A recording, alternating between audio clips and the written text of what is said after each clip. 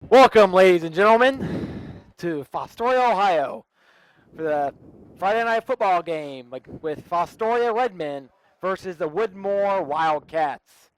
It's a nice night tonight, not too brisk, not too warm. Hopefully the kids have a good time. Matt, what do you think some of the keys to the game are today? Well, I think one of the major keys I've talked with Coach Kidwell is the line. They had a couple injuries, a couple things happen where they've had to shift a couple guys. Nate Cessna is going to be starting at the left guard. He was a JV player all year. They've got Colin Rice moving over to left tackle, and that's a new position for him.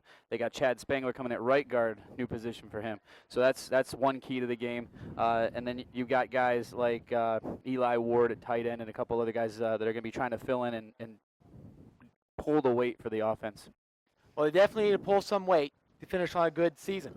Carson, what do you think some of the keys to the game are? I think they're going to have to rely on some of their wide receivers because Jaden Stanton, he broke his collarbone. So I think they're going to rely on Jordan Bunley a lot tonight if they throw the ball. And Skylar's is going to have to, when it comes down to it, he's going to have to scramble a lot too. He hasn't been doing that the past couple of games. Well, we'll certainly look for that. And hopefully the Fostoria Redmen can end the season on a high, finish at 4-6. But we'll be keeping you in check all game long, keeping the live call, and hopefully you stay tuned in.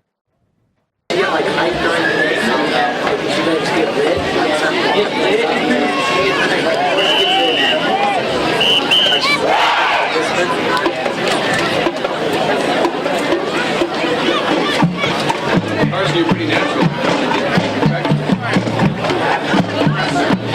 It's tough, man. I'm a good talker when it comes to Flash. I can talk to you. It's hard. You're trying to think of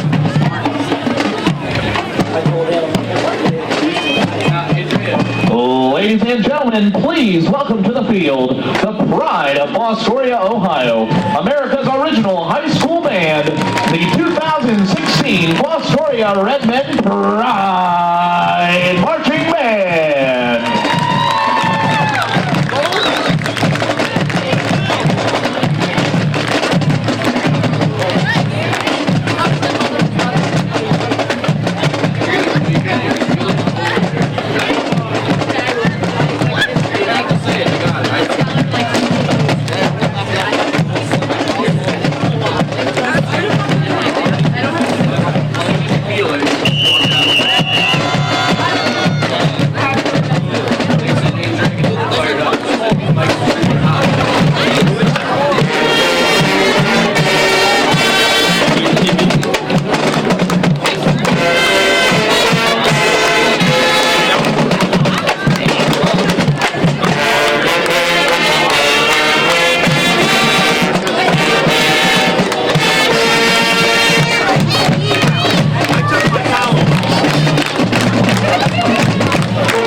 Everyone on your feet for the Fostoria Fight Song.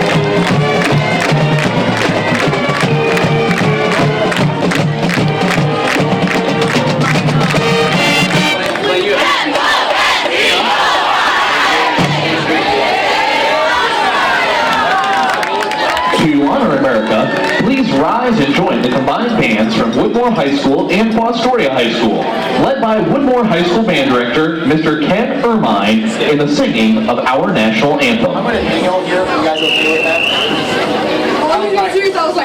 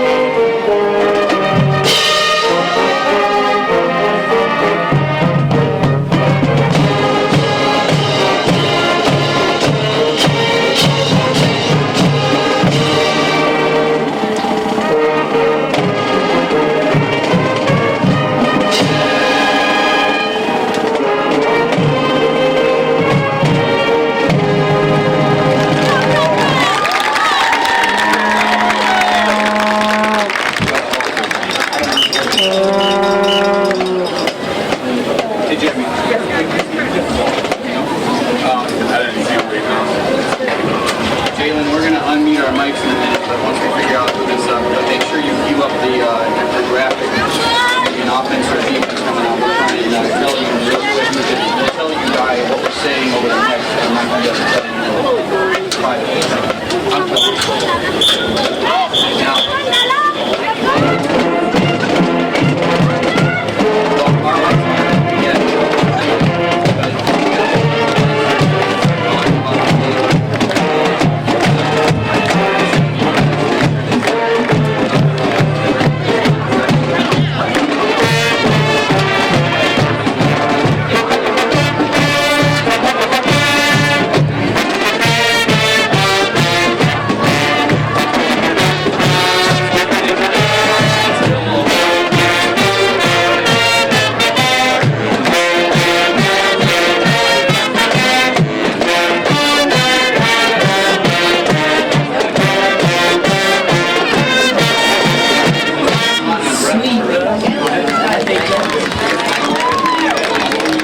Ladies and gentlemen, tonight marks the final game in Memorial Stadium for the class of 2017.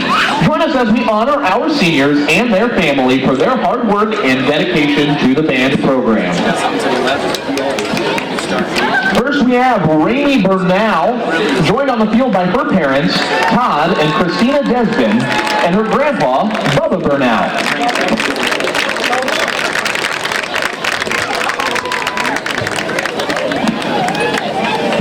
Sam Crabtree is joined on the field by her parents, Ava and Joel Crabtree. Correction, his parents.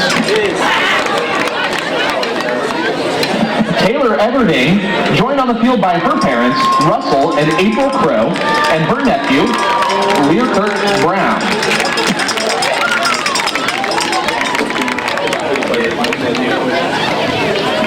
Next we have Manuel Galasho, joined on the field by Tammy Garrett.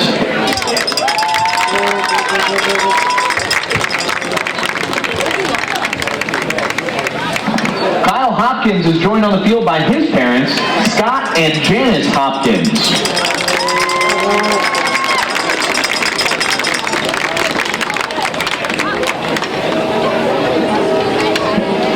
Next we have Jessica Kaufman. Jessica will be joined on the field by her parents, Steve and Heidi Kaufman.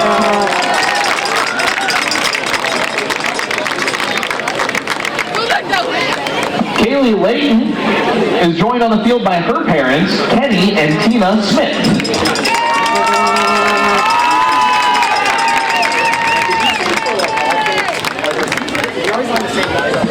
Next we have Miranda Rowe, joined on the field by her mother, Hope Rowe.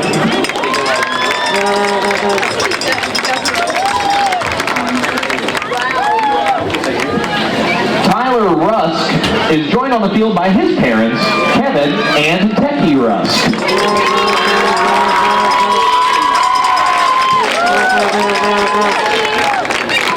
Sabra Tate will be joined on the field by her mother, Patty Hartley, and father, John Tate Jr.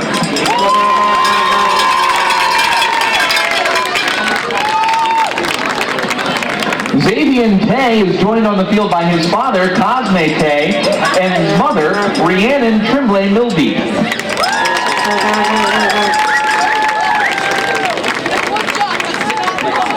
And lastly, Roger Van Sant is joined on the field by his parents, Roger Sr. and Stacy Van Sant. Ladies and gentlemen, please show your appreciation for the Redmen Pride class of 2017.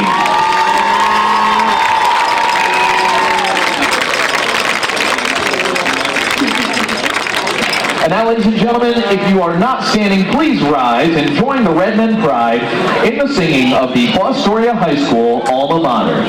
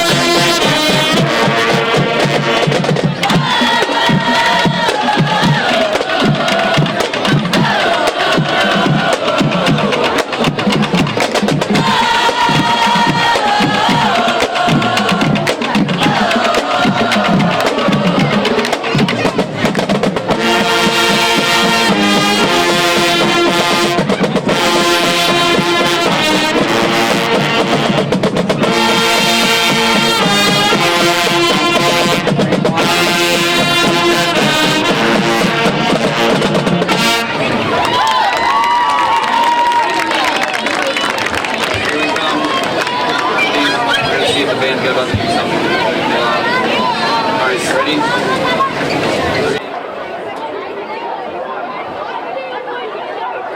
Welcome back, everyone, to Fostoria High School. Getting ready for another great Friday night classic. Hi, once again, if you're just joining, I'm Matt Honstein. Gentleman to my left is Matt Swarchek. Gentleman to my right is Carson Bemis, and we're here to call your game for you today. And the team should be coming out here in a second. So we're just enjoying the band while we wait. Aren't they great? Steve Kaufman definitely works hard with them. My room is right next door, so he's always been working hard on making that program better, and it's just gotten better and better every year. I don't doubt that at all.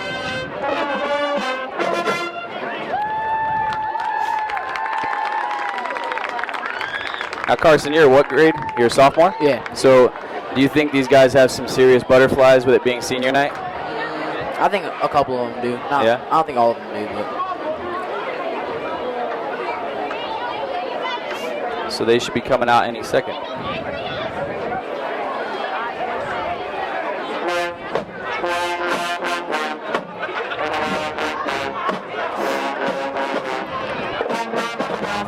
And we have six viewers on Facebook, so hello to our Facebook crowd.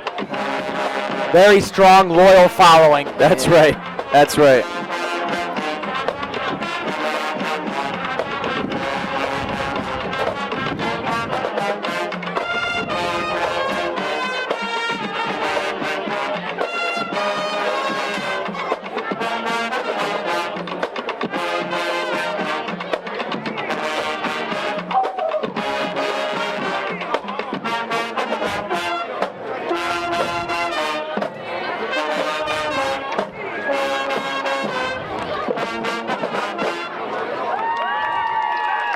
Pretty good crowd out for tonight. They're ready to send their seniors out with a bang.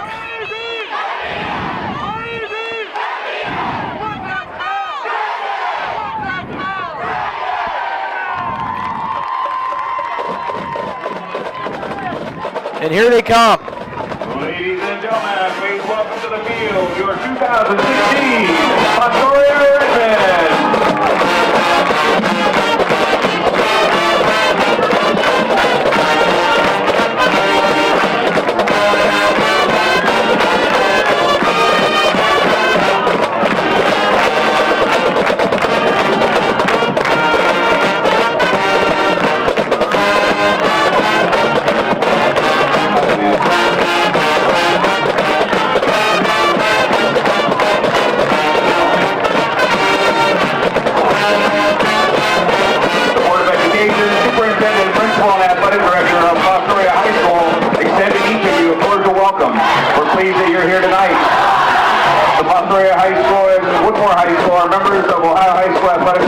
And abide by high standards of conduct, competition, and relations with member schools.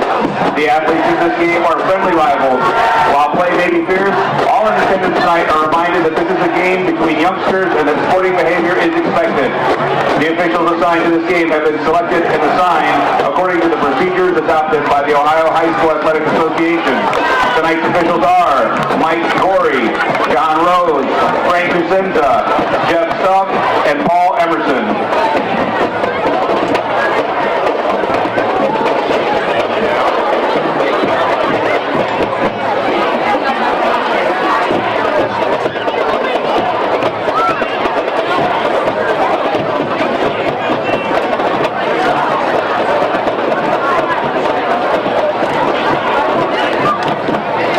Looks like Fostoria is going to kick off.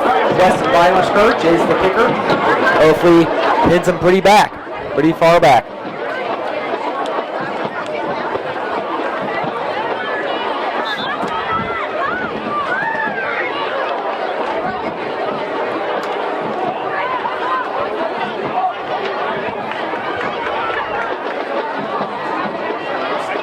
Nope. I have been misinformed. We are receiving the ball. Lamont Stahl. All right, number so 72, Jace Boff and Jordan Bumley back to receive, I think. That's what it would appear.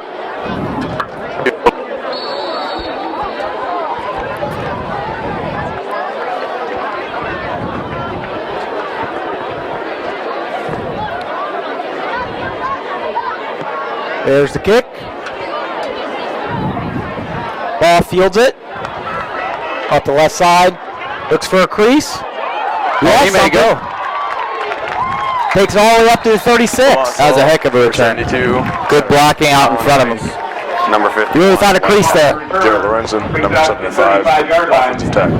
Chad Spangler, number 65, offensive guard. Nate Cessna, number 63, left guard. Eli Ward, number 89, tight end.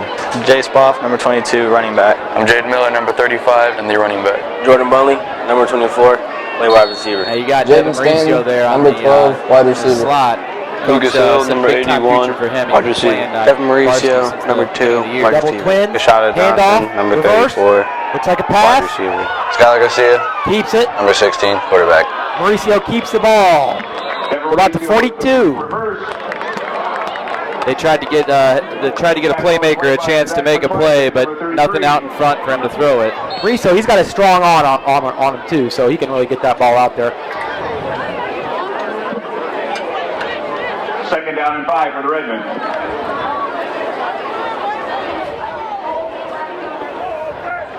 All right, tied into the right, flanger to the left. Twin back set. Handoff, Miller, up the left side. Gain of about 2 on the play. With the first down there, I believe. Good blocking there for Ryan Phillips. Yeah, it was a very nice block. Ryan's a hard worker, coach. That was the first thing coach said, hard worker. So when you got a receiver that's willing to block, that opens up a lot of offense. That's a good look for this offense out of that power set. Double twins look. 2 to the bottom, 2 to the top. Miller in the backfield. Motion.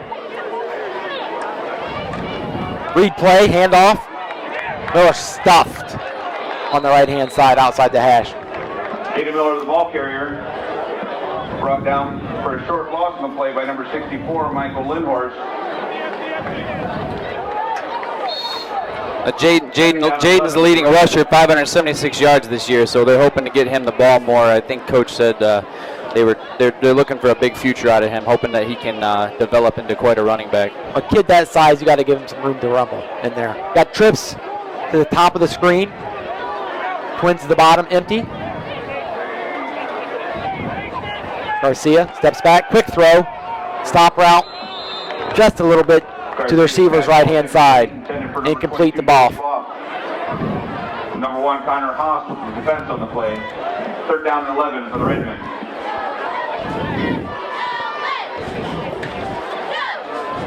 All right, that's a timing round. He's just got to set his feet there and make a better throw.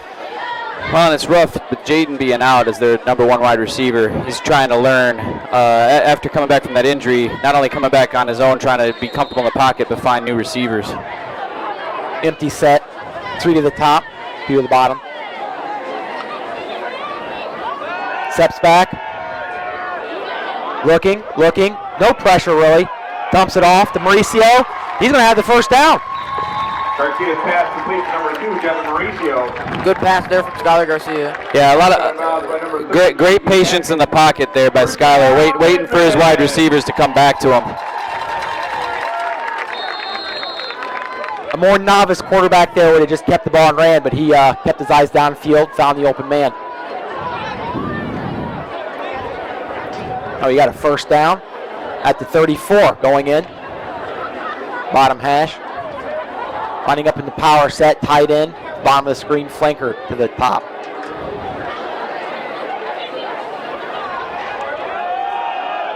Miller, off tackle to the right, drag down inside the 30. Miller, the ball carrier, tackle on the play by 33, Zach McTwizik. You can't arm tackle Jaden, that's for sure.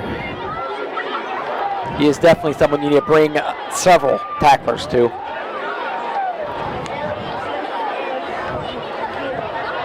That was a good pickup on first down. Second down and 6 for the Redmen. Right, we are in twins to the top, twins to the bottom, single back. Garcia lines up in the gun.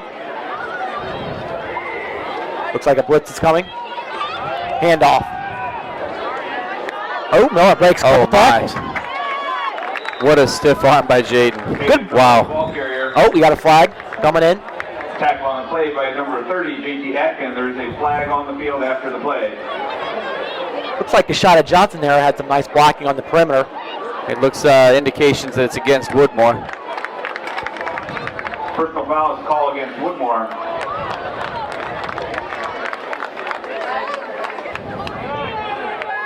All right, first down. I did not catch what the foul was for. I did not But see it. it looks like of the 15-yard variety because they're marching that ball pretty far up. From the 11-yard line. All right, let's see if Woodmore can muster a defense. It looks like they called a face mask there. All right, we got the deuce set in the backfield, tied into the bottom of the screen and to the top with the flanker. Hand off, Boff up the middle. It looks like he's stuffed just inside the 10. Ball carrier. Tackle on the play by number 15, Dylan LaFountain.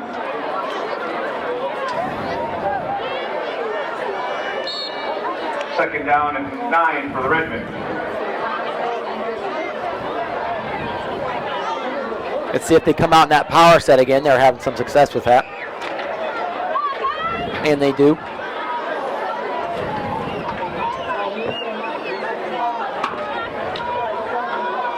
Looks like Mauricio at the top.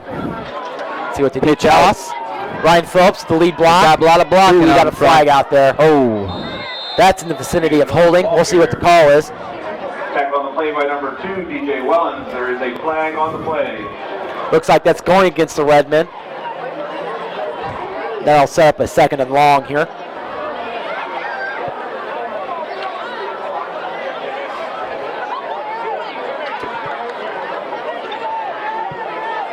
Holding is the call against the Redmen.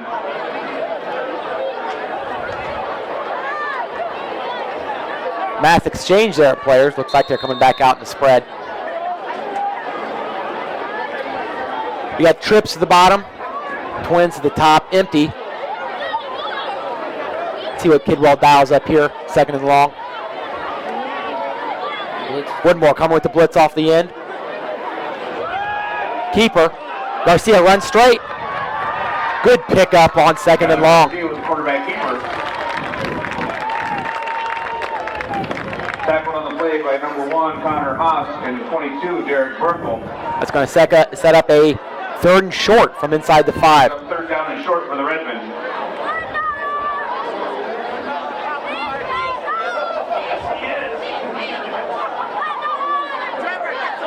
Boff comes off. They come out in the power set. Jade Miller set deep in the backfield. Handoff. Plows into the line. Looks like he's going to be short of the first down by a hair. I don't know about you guys, but I think they might go. I think they're going to go for it here. Yeah, I think they're going to go for it. Matt, I think you're right about Got to that. go for the momentum. Looks like we have a 4th and 1 from what looks like the 3-yard line. Brings up 4th down and 1 for the Redmen.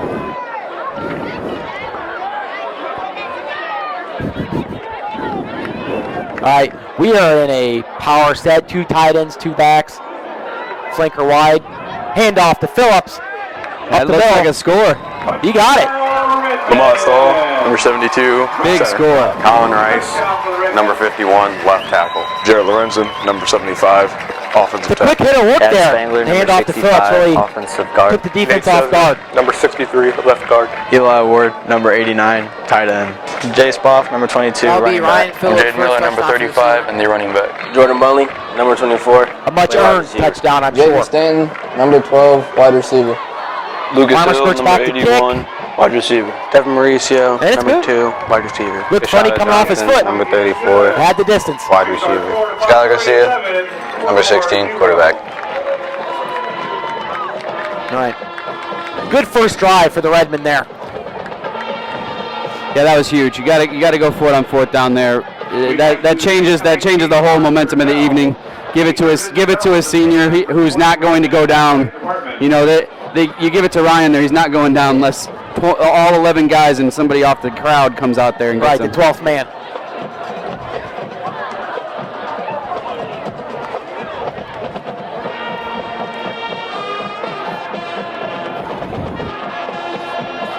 Let's see if the defense can keep the same momentum.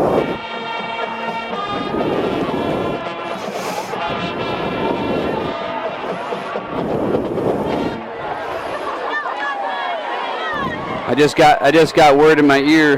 That we have somebody from Las Vegas watching our feed. So hello, Las Vegas. Hello, Las Vegas. Welcome to Fostoria. Hopefully it's warmer there than it is here. All right, Weimer Skirch sets up to kick off. Pooch to the right. I think it's about the 25, picked up. Brought down at around the 34. Jared Lorenzen, number 75, defensive tackle. Colin Rice, number 51, nose guard. Lamont Stahl, number 72, defensive end. Eli Ward, number 89, defensive end. Jay Spoff, number 22, linebacker. I'm Jaden Miller, number 35, and the middle linebacker. Kashada Johnson, number 34, safety. Jordan Mully, number 24, and I play cornerback. Lucas Hill, number 81, defensive back. So our defensive guys out there number 12, about ready safety. to Devin Mauricio, number 2, keep this free momentum safety. going. Woodmore sets up. 2 in the backfield. Handoff. Gains some yards off the left side. Number 2, DJ Wellens, the ball carrier. Looks like the pulling guard there really went up through the hole and picked up a couple blocks. Looked like the guy you highlighted in the early part, Carson. Jordan was up there in run defense. It's nice when a corner will step up and be physical. Yeah.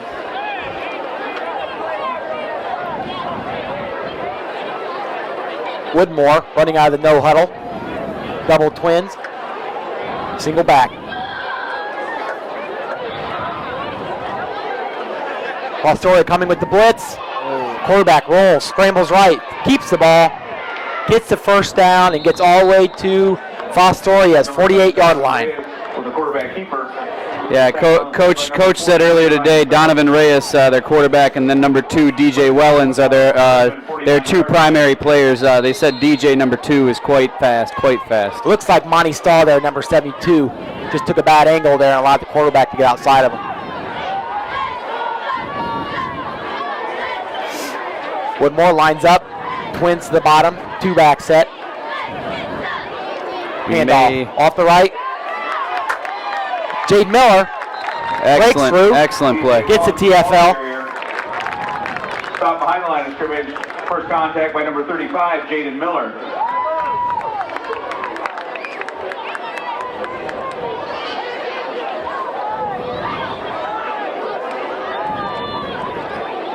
This will set up a 2nd and 13 for the Woodmore Wildcats. Wearing white jerseys and yellow pants. Trips to the bottom of the screen. Single flanker to the top, 1 back. Pick drop. Whistle on the play. Looked like a false start there. Yep, false start. False start is called against the offense.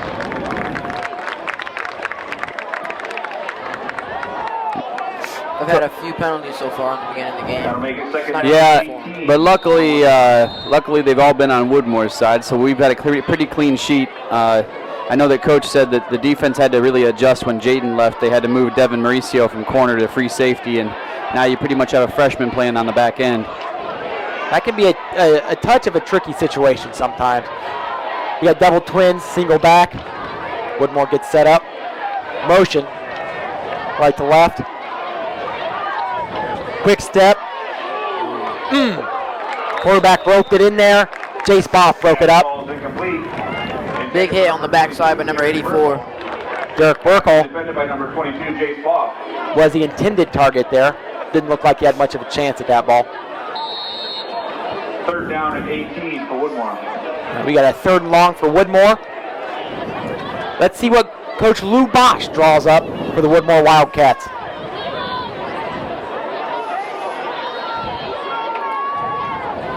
Got trips to the top of the screen. Single flanker to the bottom. Single back. Motion, right to left. Wheel route on the bottom of the screen. That's what they're looking for.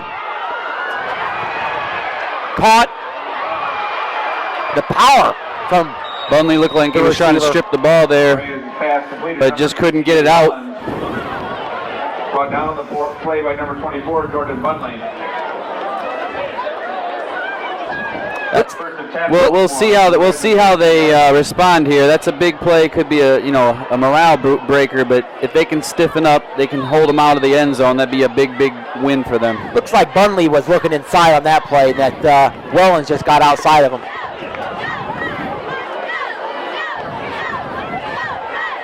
Woodmore lines up, 2-back set, twins to the top of the screen. Handoff, left side. Gets to the edge. That was a good job by Jordan to get up there and play run defense. Number 3, Derek Wade, the ball They really spread that play out. Tackled by number 34, Kashada Johnson. Kashada's been a heck of a defensive player all year. Coach called him a surprise, came out of kind of left field, but he's just been a stalwart starter on that defense. And sometimes when you have injuries like Fostoria's had, you need those guys that'll step up and play. Woodmore lines up, do set, twins to the top of the screen. Quick step, drop, looks like a little flare to the halfback. Ooh, missed tackle by Phillips. Pass completed to number 1, Connor Haas. And he's going to be tackled just inside the 5, maybe around the 2. Connor Haas on the reception for Woodmore. First and goal for Woodmore from the Redmen 2-yard line. Let's see if Fostoria can get a stop here. It'll be a big one for Fostoria.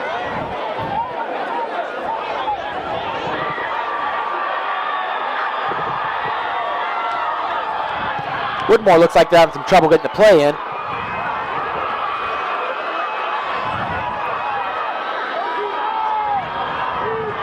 Twins to the bottom. Oh! Nice stop by Fostoria Rugby. Looks like a couple missed blocks on the interior. Fostoria was able to take advantage. Brought down for a short loss on the play. It's like a second and goal for Woodmore. Lost about 2 on the play. Second and goal from the 5.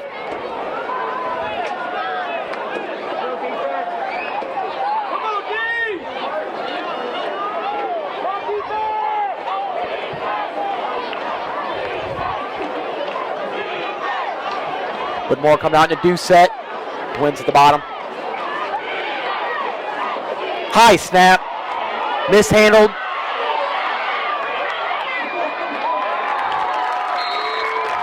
It's like good job by Fostoria there.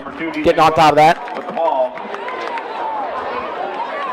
Tackle made by number 22, Jace Ball. Wellens there was able to field the ball, Number 35, Jaden Miller. but could not escape the rush of Jaden Miller.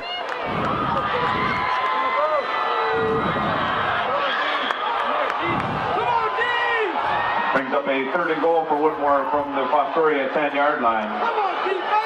Got third and goal from the 10. Woodmore lines up in double twins.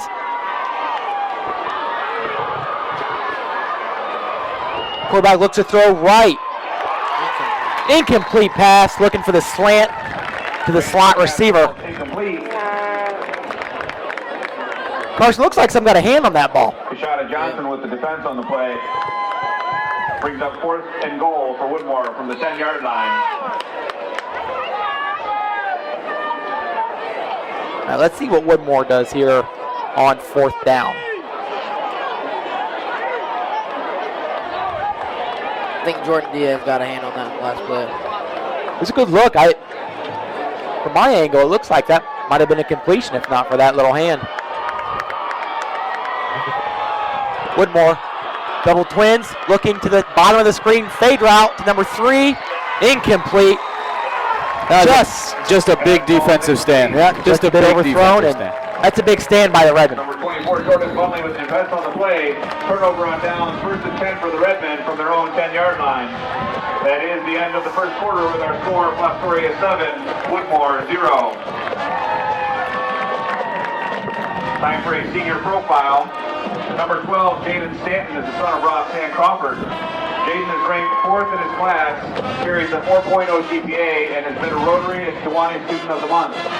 His athletic accomplishments include being all NBC second team in basketball and regional track qualifier in 2015. His greatest football memory was catching the game-winning touchdown and making the game-ending tackle on 4th and short at Wasion. After graduation, Jaden plans to attend college to study physical therapy or dentistry. He would like to thank his mom and brothers for always being there to push and support him, Alex and Anna Turner for being there when needed, and Jerry and Shannon Palomo for doing so much for him. Well, folks, we're through one quarter of the game. Both teams with a single possession.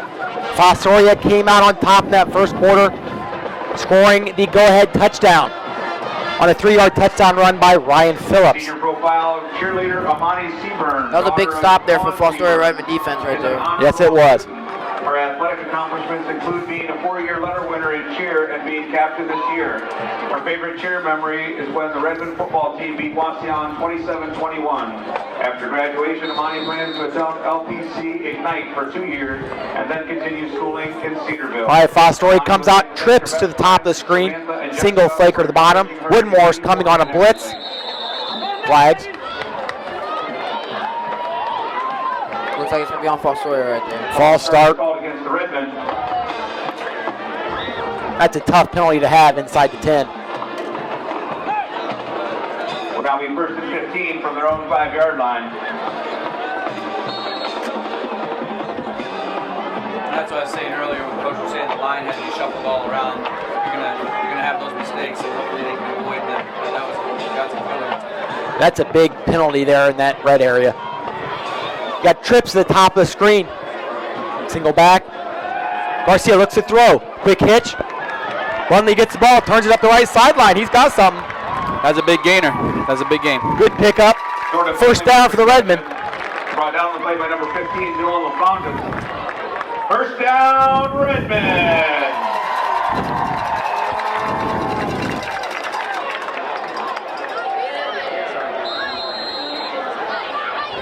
If I'm right, that's Garcia's first completion on the day.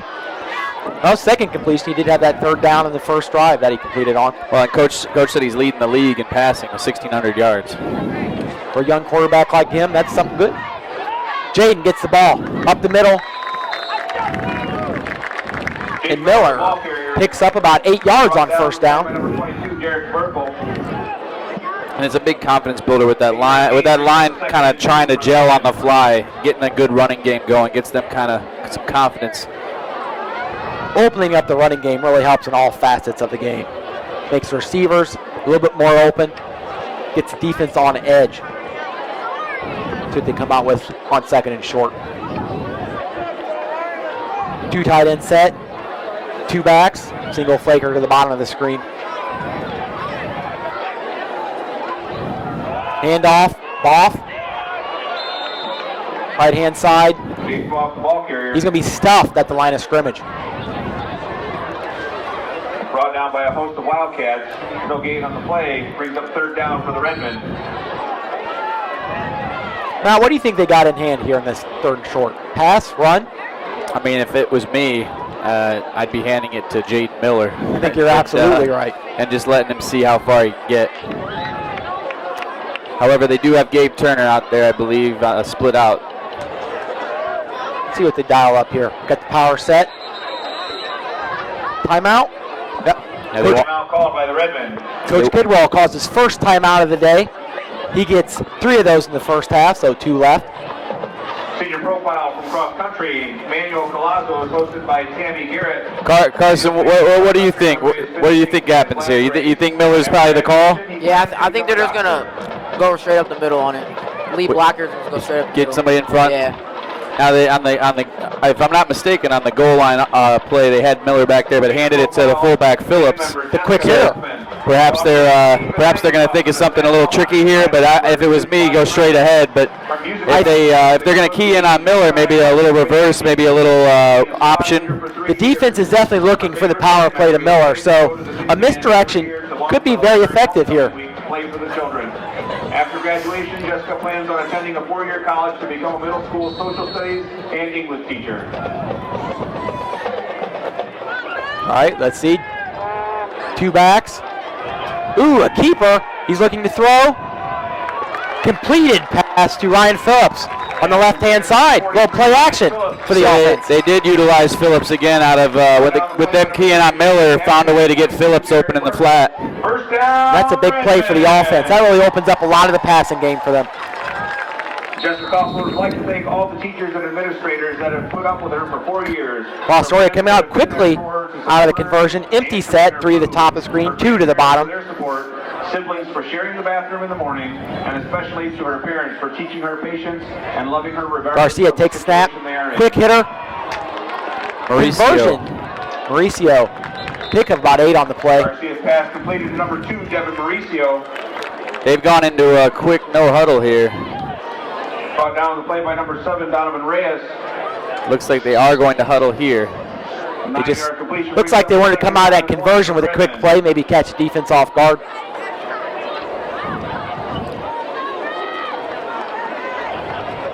They brought Kashada Johnson back in. Looks like they're going to the double twins look. Oh, empty.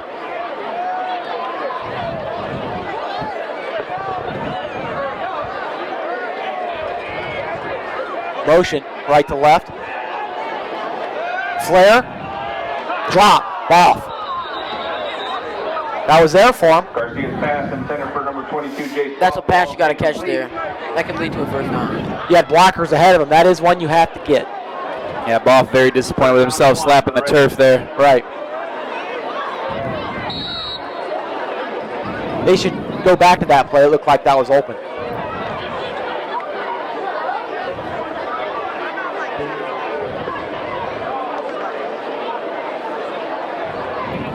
Want to say hi to Bryce Cousin over at Bowling Green State University, former host at FETV. He's the head of BG on TV, watching us right now. So thank you, Bryce. Hello, Bryce. Handoff. Miller off the right-hand side. Rumbles for the first down. Gain of about 3. 3-yard gain gives the Redmen a first down from the 49-yard line. The Redmen continue to pound the ball on the ground. It looks like they've really found something here with this running game.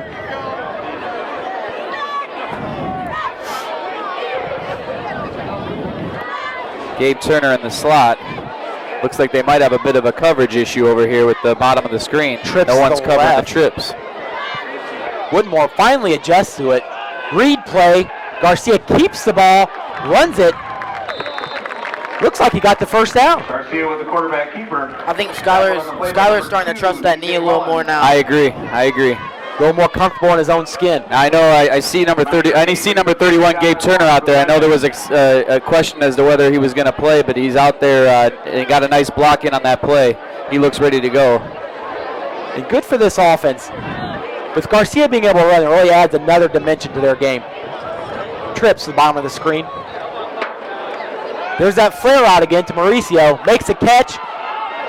Good blocks on the outside. Good block by Gabe, even though he fell to the ground there, but he still held his block. Tackle of the play by number 30. That's one heck of an effort. Zach McClyzek.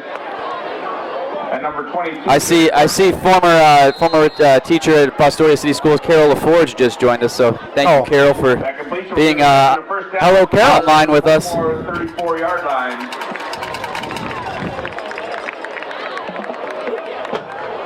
And thank you, Timothy Jackson. We will try and do it next year for sure. We're trying to do all the senior nights. Motion across your screen. Handoff. Miller rumbling up the middle. Oh, what a big tackles, carrying a defender all the way up to the 10-yard. Oh, looks like the 13-yard line. Miller's fired up. At this point, you got to feed the big guy. You got to let him keep running. That's the thing about Jane. He just doesn't stop. You know, off that last defensive series, he really brought it there too. It looks like he's having a good all-around game today. Heavy set, 2 tight ends, 2 backs. Single flanker to the top.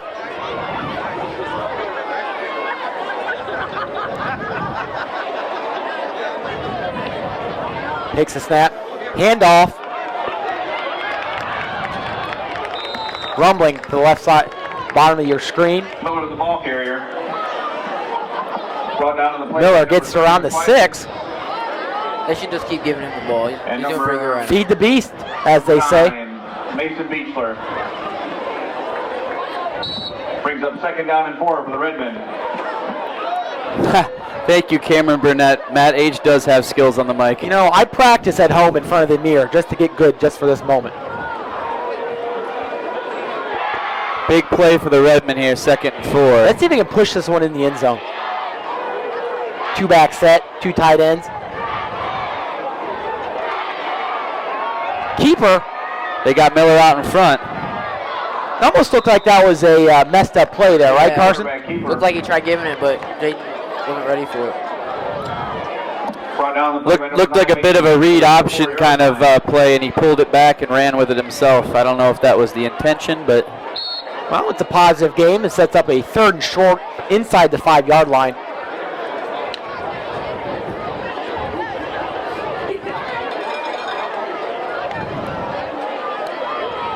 If I was a betting man, I'd say they're going to pound this ball again to Miller.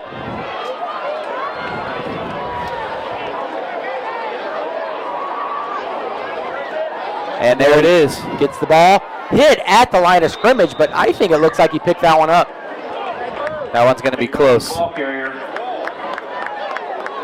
And he did, according to the sideline sticks, it looks like it's 1st and goal. 1st and goal. At about the 2.5-yard line. That 1-yard gain is good for a Redmen 1st down. And at this point, this is 4-down territory to just let Boff and Miller eat. Just let them get 4 carries at it. You're absolutely right about that. Handoff, Miller. Off tackle right. He's in. And he's in. Untouched in the end zone to the very after he broke the plane. Jaden Miller with the 2-yard run. That's a 6th touchdown for the season. Nikki, we are going to stream the band. We're going to have a little... the broadcast team's going to say a couple words during the visiting band, and then we will be broadcasting the senior show from the band. I think they said Kyle Hopkins wrote the show, so if you are a marching band fan, you will get to see the Fostoria Redmen Pride marching band get to do their show. Skirt. With the extra point, Fostoria 14, Woodmore 0. Senior profile number 43, Ryan Phillips, son of Marty and Chris Phillips. Ryan is a member of the National Honor Society and Relay for Life team. Ryan's athletic accomplishments include being a 4-year letterman in football and a member of the basketball team. His favorite football memory is making a goal line stand at the end of the game to beat Wauseon. After graduation, Ryan plans to attend the University of Toledo and major in engineering. Ryan would like to thank his parents, friends, coaches, and his girlfriend for always supporting him. He also wants to thank Mrs. Griffin for always making a positive impact on his life and helping him become the person he is today. You know, guys, this offensive line is really starting to assert itself, led by Monty Stahl at center. They're making their presence known. Well, and Coach said Monty is the best football player on the team on both sides of the ball, that he's kind of the anchor on that line. And like I said, with 3 players either playing a new position or coming from JV, I know Coach was worried about it, and the results show that those kids came to play tonight. Definitely does. Armor Skirts lines up. Pooch to the right of the field. Fielded. And also thank her team and coach. Tackled around the 43-yard line. Looks like Woodmore's going to have a short field here on their 2nd possession of the game.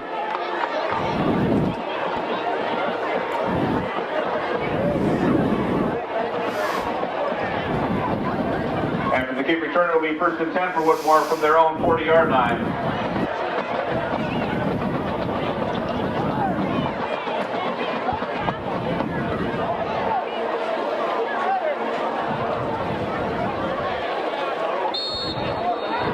Woodmore lines up the 2-back set, twins to the bottom of the screen, flanker to the top.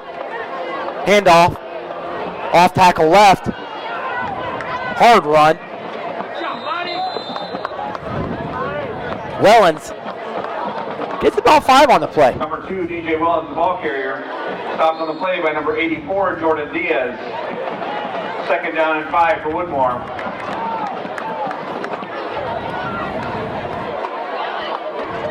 already in this game, Wellens has a lot of touches for this Woodmore offense. Deuce.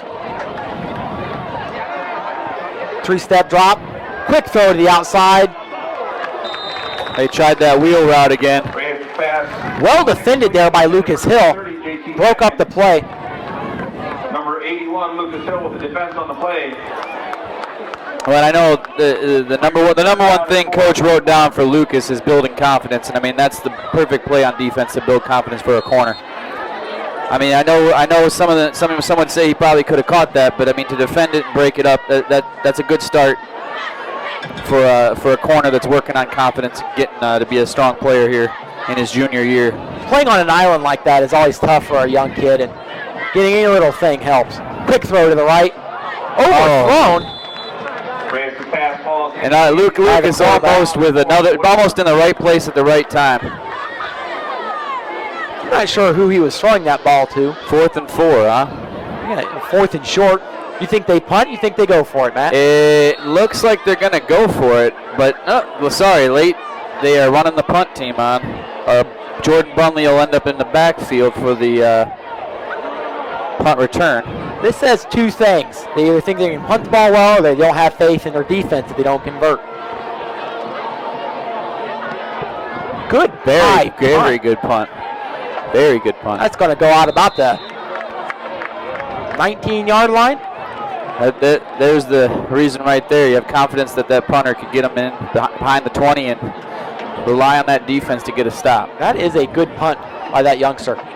Punt will go out of bounds at the 20-yard line. It'll be 1st and 10 for the Redmen from their own 20.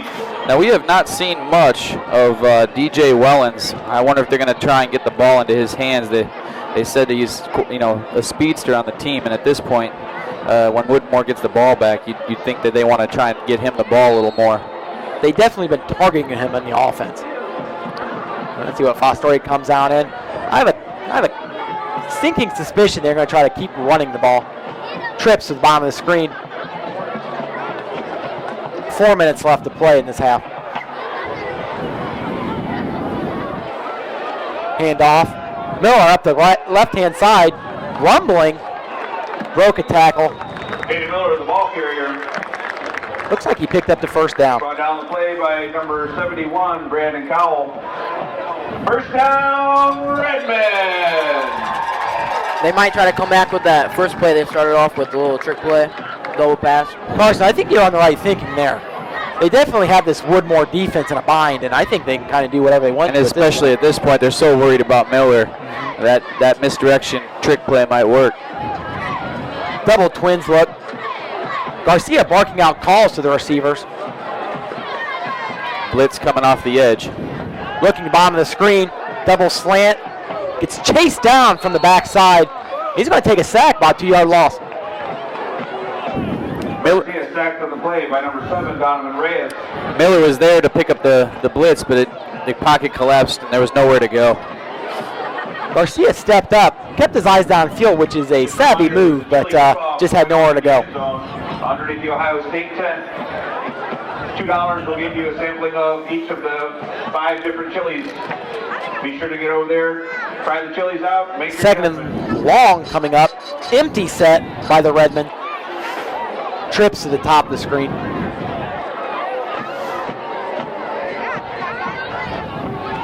Garcia drops back. Oh, nearly picked off in the backfield. That was quite a play by the Woodmore Wildcat. Batted down by number 9. Mason Beekler nearly picked that ball off in the backfield.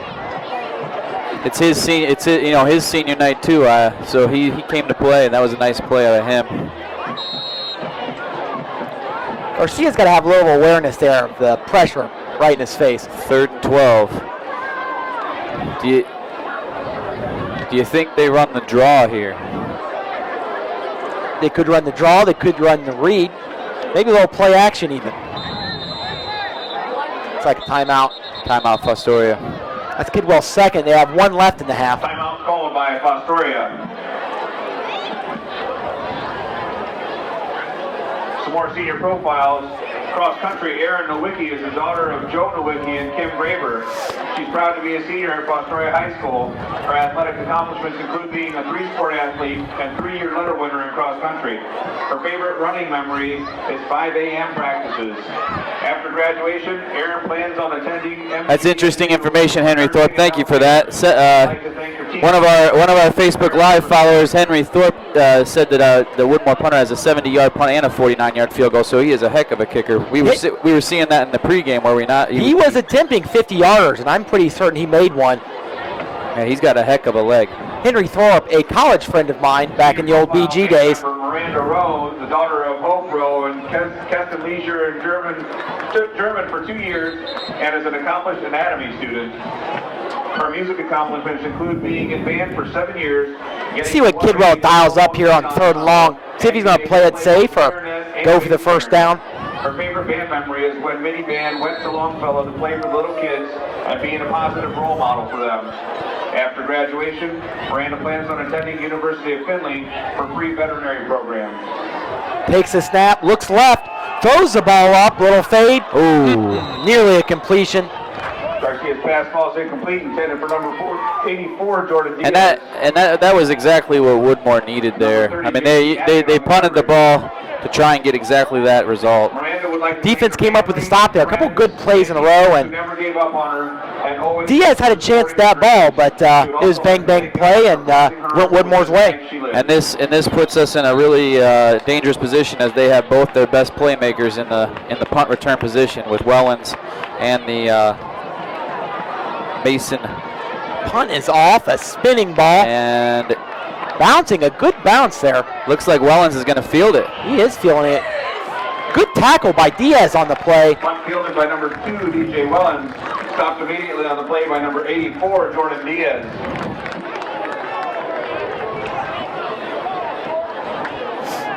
So we'll see.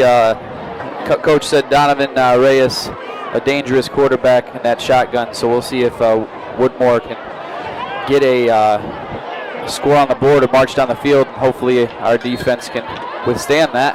Let's see if they can get some momentum from their big stop on defense. Maybe get a couple points on the board here. Trips to the bottom of the screen. Single back. Looking to throw to the bottom. Hits the seam route up the middle. Mauricio lets him go by. Kashada Johnson with what would seem to be a touchdown-saving tackle at the Fostoria 34. That'll be a first down for Woodmore from the Redmen 34-yard line. That was a big-time play there by Donovan Reyes, finding that seam route open. Yeah, they've got playmakers. If they get him the ball, especially the Wellens kid, the coach said he's so fast. He's just lightning. Deuce look, pass play, out route, missed tackle in the open field. He's up the right-hand side. JT Atkin there. He just went. He's a two-time letter winner. That's a good running catch by the Woodmore receiver. And Matt, that just comes down to missed tackles there on the perimeter. Those are ones you have to have. Yeah, especially when you're out there with you really have nobody behind you in that situation. So if you miss the tackle, and I mean really, the hat goes off to JT Atkin there. That the juke into the inside of the field broke it completely wide open. Oh, looks like Woodmore came out there with the old swinging gate field goal attempt. Well, looks like they're not going to do that one. Come back to the normal formation. Wellens lines up for the extra point. Strong kick. And as one of our commentators mentioned on the Facebook comments, he just booted it way out of the stadium. That might have went into the next county. Yeah. Profile for football player number 65, Chad Spangler. So we'll see here with a minute 47 if Fostoria can break this momentum, get a score, go into halftime, and have a positive taste in their mouth after in the first half, where they really dominated in the early going, running the ball, and then obviously had to stub their toe on defense there. But we'll see what happens. Would like to go into halftime with the momentum. That is a fact. Chad plans on attending the University of Toledo to study robotic engineering. Chad would like to thank all of his family, friends, coaches, and the equipment manager, Coach Gilks.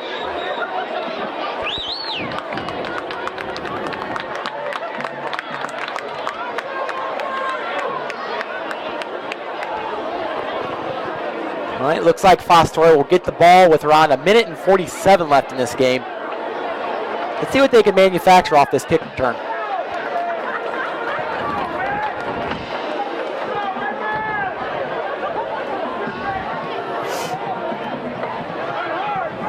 So Bunley and Boff back to return.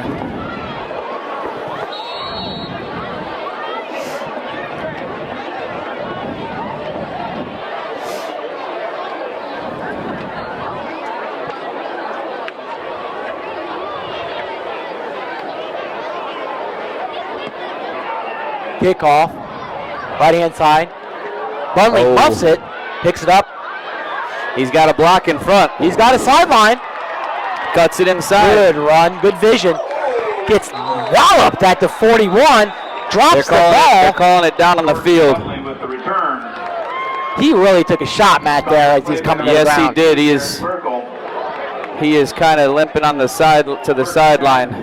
It's nice to see that he's able to get to the sideline. That was quite a hard hit. Oh, for sure. We felt that one up here.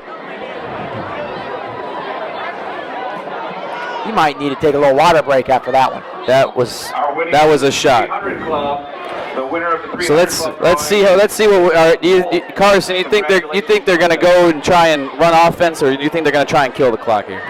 I think they're going to go for offense because they don't get the ball back after halftime. Trips to the top of the screen, handoff. Miller kind of searching his way into the line of scrimmage. Plows forward, gets about 3 yards. Didn't look like he had a hole on that play. Just kind of made do. Fostoria moving quick here.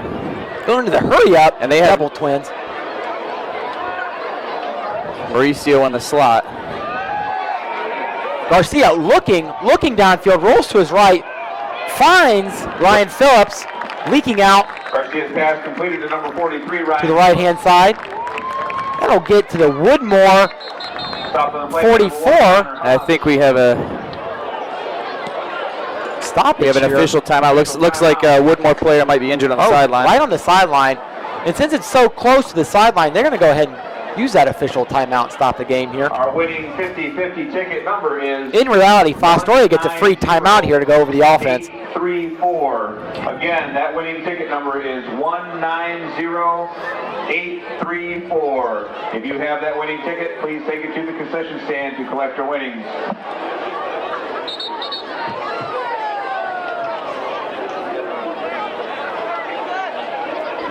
All right, looks like they got that cleared up. Fostoria comes back out on the field. Hopefully with some momentum off that completion. Trips to the bottom of the screen. Single back.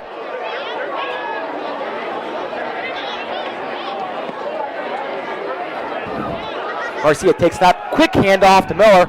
Shuffle chefs in the backfield. Jaden Miller, the ball carrier. Looks like he stopped for no gain. Still some time, and Skyler has the arm to still make it an attack downfield. Clock's running, 37 seconds left. Trips to the bottom, barking out some calls. Snap, looks bottom of the screen. Finds the opener. Phillips might go. Brought down at the 5-yard line. Ryan Phillips with a nice running catch. Skyler running up to the line. He might spike this ball. They're in looks like he's calling for the... I think they're going to go up the middle right here. Oh, no, Skyler calling a play. Oh, waiting for the clock to adjust. Nope, spike the ball. Kills the ball. Garcia spikes the ball to stop the clock. The second and goal for the Redmen. So let's remember that Kidwell also has one more timeout left, so they can run the ball here. And last time they got creative with Phillips a couple times, getting the defense to look at Miller, and came out with Phillips, and Phillips is in the offensive set here. All right, on the first touchdown run, they gave him a quick hitter out of fullback, and then they also came back with the old play-action flare. Let's see what they come out here. Do set, two tight ends. And there it is. They're looking for Phillips in the flat. Oh, Skyler keeps it. Dives to about the 5-yard line. Kidwell with the last timeout. Timeout called called by the Redmen. You know, that was probably the right play to look for.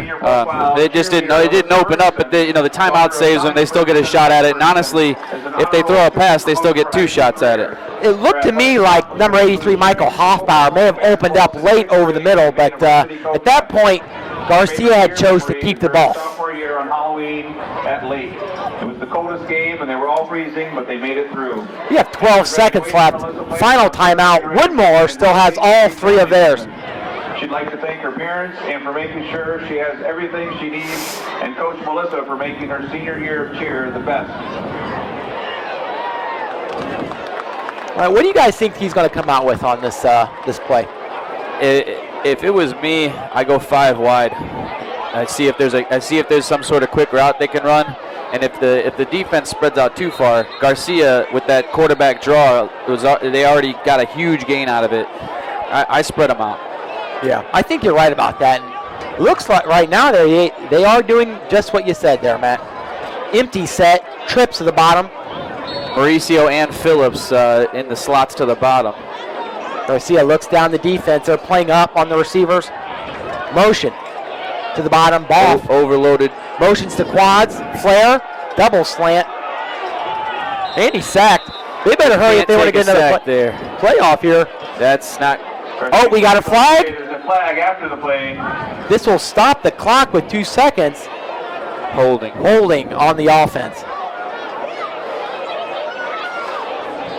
I believe that's a runoff, if I'm not mistaken, so that's probably going to end the half here. That is a shame to end the half on a penalty and a play like that.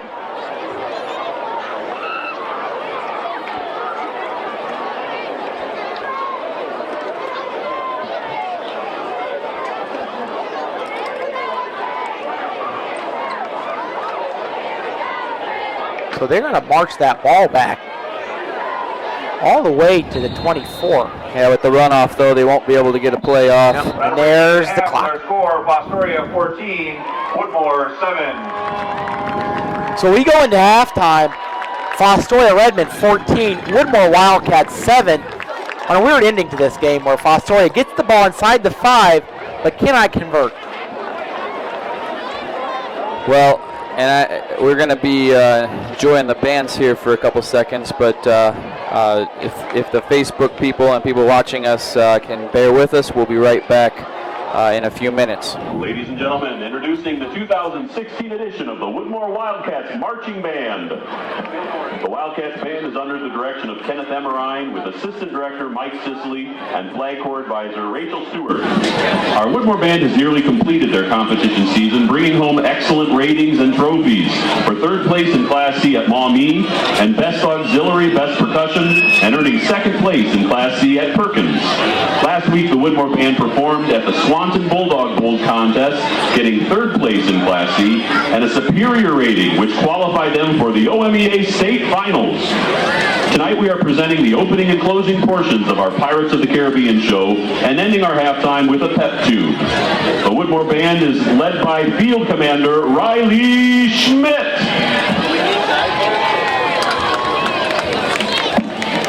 We open our halftime show tonight with music from the movie Curse of the Black Pearl.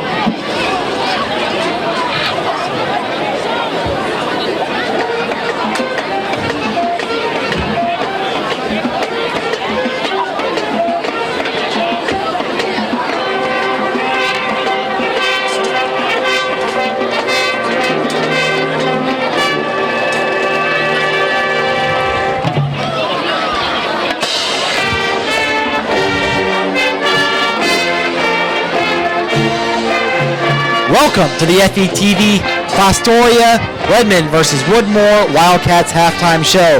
Hi, once again, Matt Honsline. This is Carson Bemis. And Carson, what do you think worked there for the Redmen in the first half? I think their run game worked really well.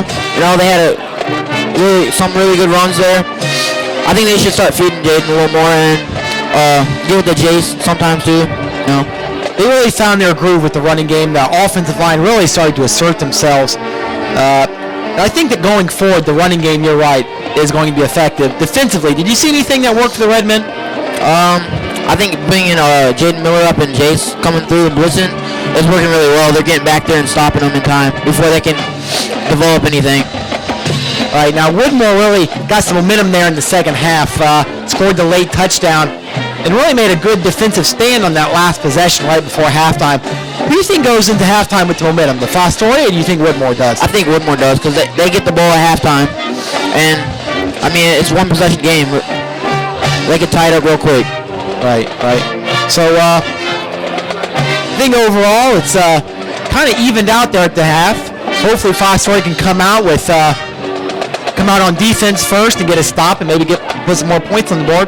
But hopefully we have a good game overall. We don't want to see any blowouts. We're in a good, competitive, clean game. And got anything else to add there, Carson? What things they're looking for in the second half? Do you think that's what they're looking for at halftime? Do you think Fostoria's looking close game? I think they probably would like to be up by a couple more points, right? Especially on that last series. I think they definitely wanted to put that ball in the end zone, but Garcia ran into some rush and couldn't get the ball off. But hopefully, I think they definitely want to work on the run, like you said, in the second half, get some more touches, and maybe even work that play-action pass a little bit the second half. I think they had some success on that, and overall, I think Fostoria, I think they play a bit better than Woodmore has, and I think they want to keep that rolling in the second half.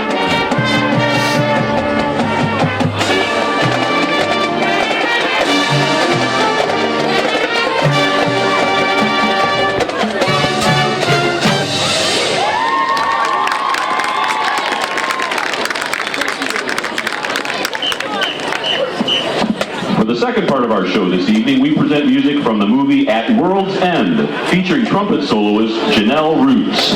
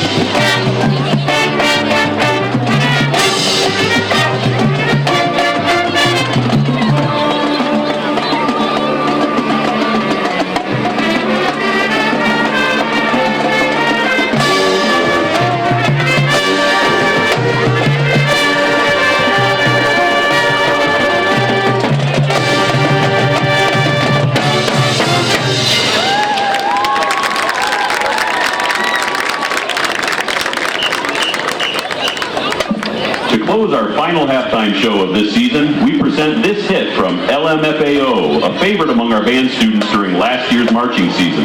We hope you will enjoy Party Rock Anthem.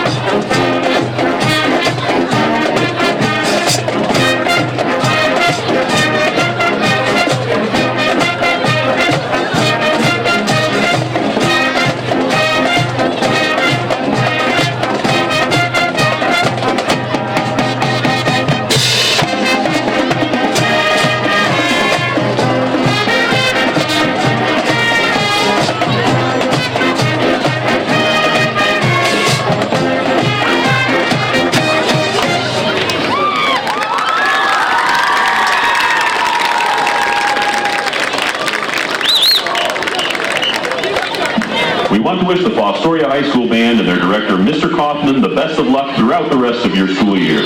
Thank you for your applause and enjoy the rest of the game.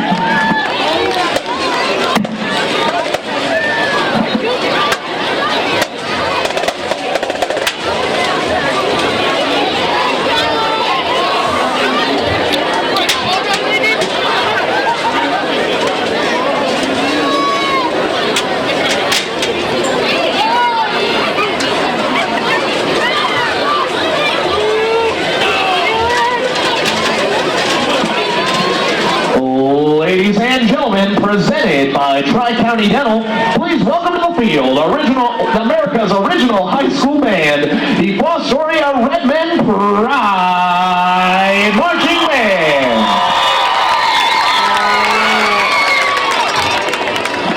The music was selected by the seniors from their favorite songs that we performed for the last 3 years, and the drill was written and taught by the class of 2017. Even though this song is known for its presence at sporting events, Seven Nation Army has a bigger meaning for the Redmen Pride class of 2017. Way back in 2013, this song was the first song they ever played on the field. The seniors chose this song not only because they could play and have the time of their life, but also because this song lit the flame that started their love for marching band. With drill written by Kyle Hopkins and Miranda Rowe, let's sit back and enjoy Seven Nation Army.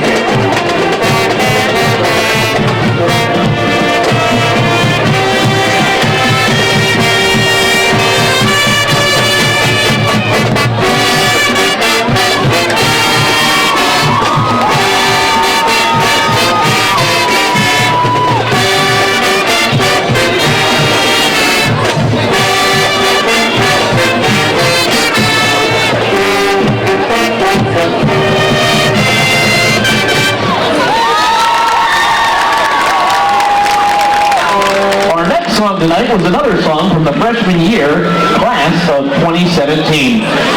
Sing it with me, folks. Shot through the heart and you're to blame.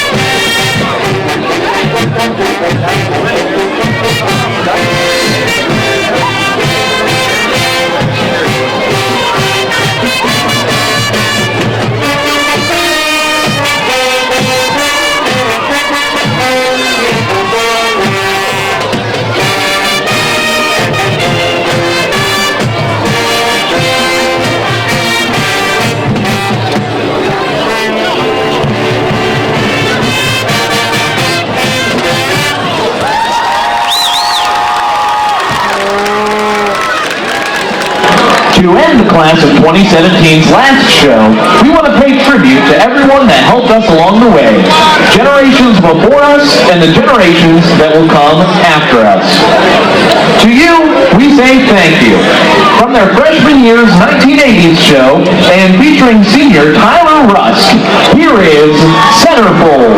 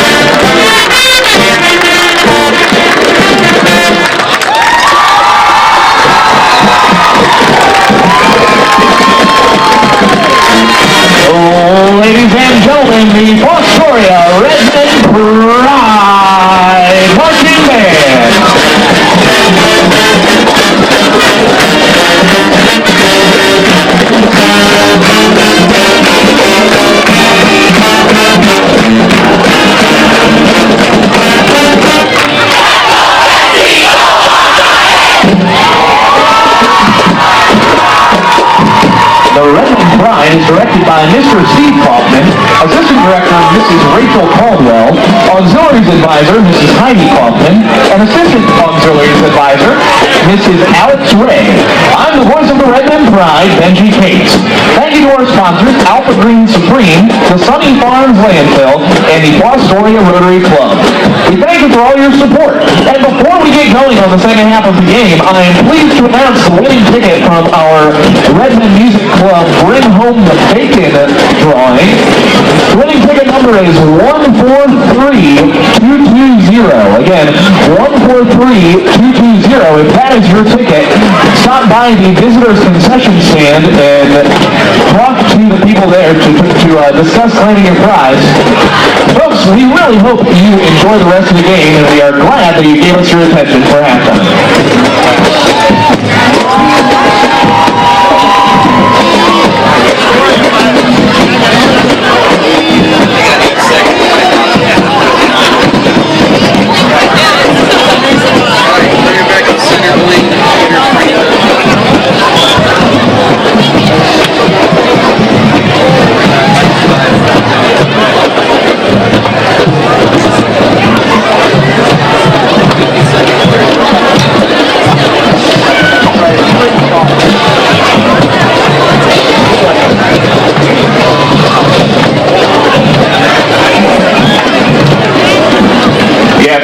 And Redmen football team would like to thank the Mothers Group for feeding the team and for all of their support throughout the year.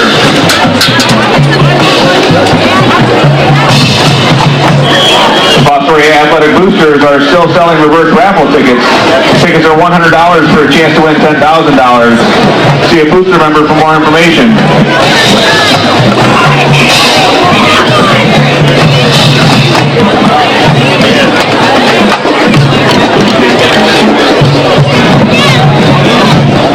Athletic training services for tonight's game are provided by the Tip and Mercy Hospital and PT Services.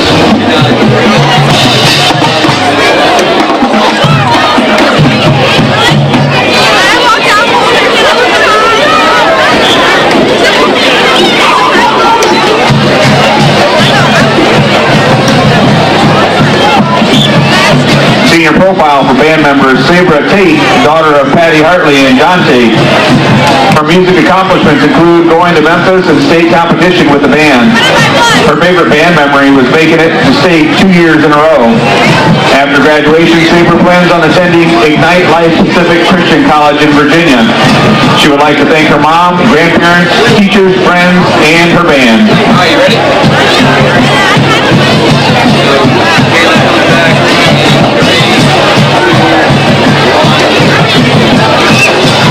And welcome back to Fostoria, Ohio for the matchup between the 3-6 Fostoria Redmen and the 1-8 Woodmore Wildcats. We're coming out of halftime with Fostoria leading 14-7, and we're looking forward to an exciting second half.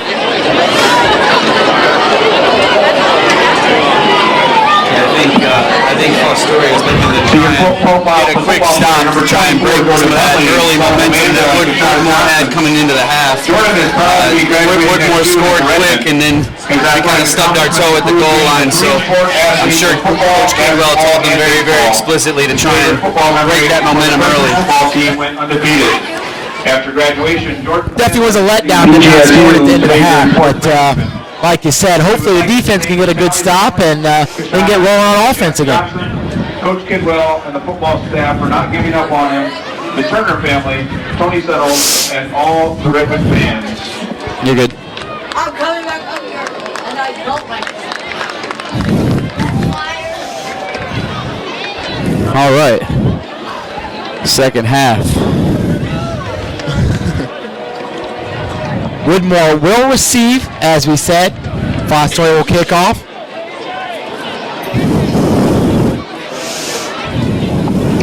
Senior profile for cheerleader Morgan Dukes, daughter of Stephen and Jamie Dukes, is proud to be a senior. Her favorite cheer memories are the car washes and team bonding activities.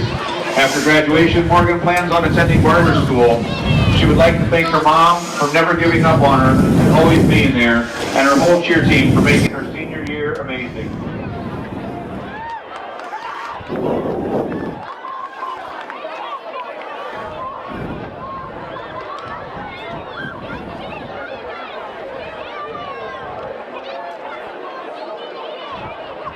The special teams take the field, ready for the second half to start. Now, you don't think Coach would be so bold as an Lamont Stahl, onside kick? number 72, center. You know, it's always a possibility. It just depends, you know, how much they practice that in practice. So, our musical accomplishments include getting a 1 and 2 at solo and ensemble. Well, 4 years of high school. they've got quite a few guys on their receiving core out there. You know, they at least have the hands for it, especially that right side with Mauricio and Kashada and Jace. It may be an option. A lot of times it just comes down to film study. If they see Woodmore plays off on the kick, maybe it's something they think they can get in. And if you look to the left, it's like he pooches it a little bit to the top hash. Looks like got something working on the left-hand side. Wrangled up. Woodmore will start their first drive of the second half around the 42-yard line. Tackled on the play by number 2, Devin Mauricio. First and 10 for Woodmore from their own 42-yard line. Let's see if Woodmore comes out in that same pass-heavy offense that they implemented at the end of the first half.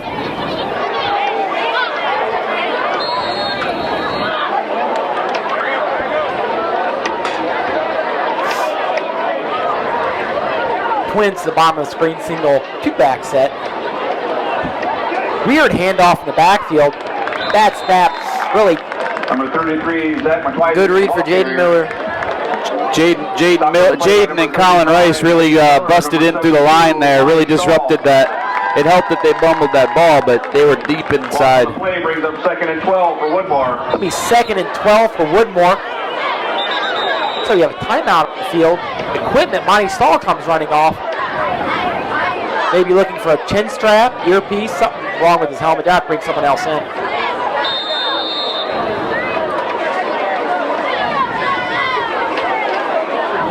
All right. Motion by Woodmore across the formation to the bottom of the screen.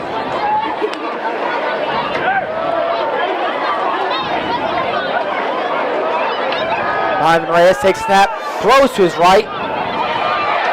Up the right-hand sideline. Connor Haas. Short of the first down. Short of the first down, gains about 7 yards on the play. By number 43, Ryan Phillips. Brings up 3rd down and 2 for Woodmore.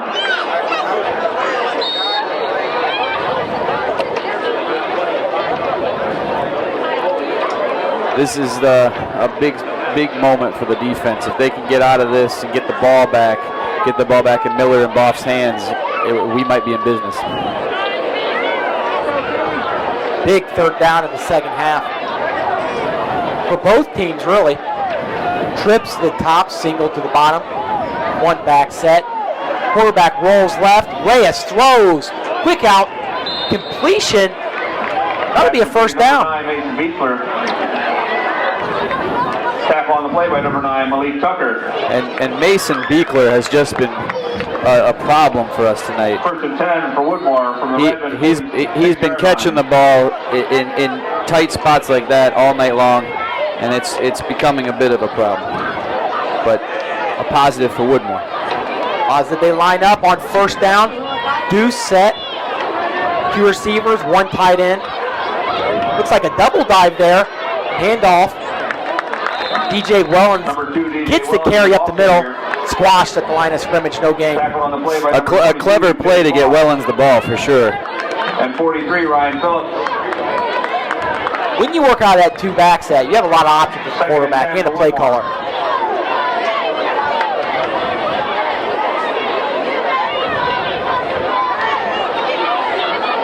Double twins look. Motions a receiver to the bottom of the screen. Quick throw, quick screen to the right. Good yardage up the right-hand side. He'll be close to the first down. JT Atkin. JT Atkin on the reception. Looks like they're going to get the first down. By number 81, Lucas Hill, and 43, Ryan Phillips. First down for Woodmore. Good drive so far by Woodmore. They're looking to come out and tie this game. and is sponsored by Connections on Main Street, where you can get all of your Redmen fan gear.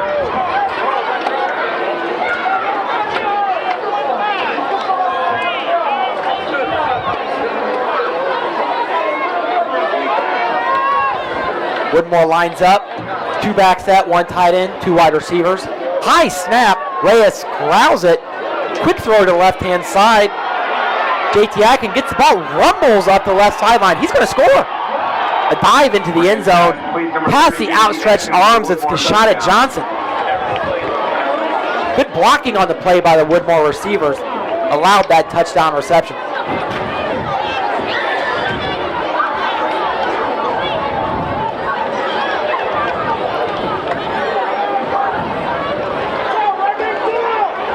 Swinging gate again on the extra point. Let's see if they bring this formation back center.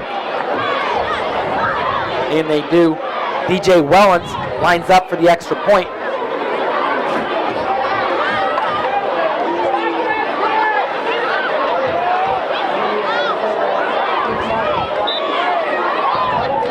And he converts it. Looks like Devin Mariso nearly got in there and blocked that kick. 14. Senior profile, band member Tyler Russ, son of Lisa K. Hicks and Kevin and Techie Russ, is an honor roll student. Matt, we're all tied up. That really swung the momentum for Woodmore. Yes, it's a whole new ball game now. But I mean, on the positive side, we're getting the ball back. We had momentum on offense. This is a time where we could stabilize, give the ball back into our capable running backs' hands, and get ourselves back under control. Carson, do you think they were going to get a heavy flow of Jade Miller here on this drive? I think they might come out and start passing a little more, try to get up the field, and then start giving it to Jaden or Jace. I think you might be right about that. For supporting him. Mr. Kaufman for the opportunity to be part of the team. Bunley and Boff back to receive this kickoff. To the Redmen Pride Marching Band for the memories that will never be forgotten.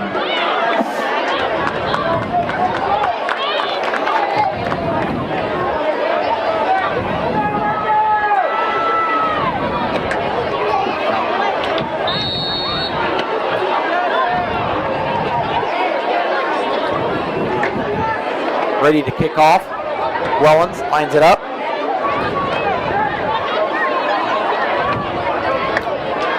Squib kick. Hits off Kashada Johnson at the 40. Recovered by Fostoria on about the 37-yard line. Michael Hoffbauer. Smart by him to just get down and secure the ball. Coach said he's kind of a jack of all trades, plays a lot of defensive sub packages, kick return packages. So smart heads up play there by Michael.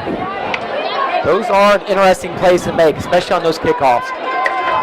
The Redmen come out and trips to the bottom of your screen. 1 back, 1 receiver to the top.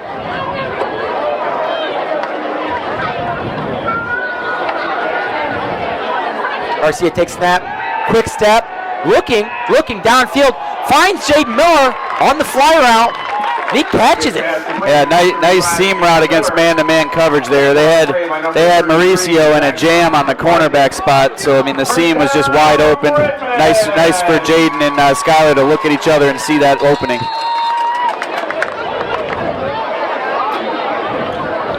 And Carson, that's exactly what you said. They came out, they threw the ball, and they had a good completion. Trips to the bottom of the screen. Hand off Miller up the middle, rumbles, knocks someone over.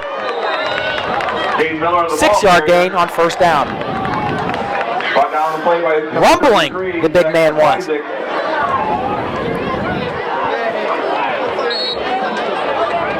Second down and 4 for the Redmen. Yeah, Jaden's showing his versatility there. Power back, but also able to run in the seam as a wide receiver. If they can do that and he can move around, he's a dangerous one. Versatile player. Shades of Mike Allstott out of the backfield. Double twin look. Replay. Nice move by handoff to Jaden, rumbling. Looks like a short gain, if any, on the play. Stopped on the play by number 2, DJ Wellens.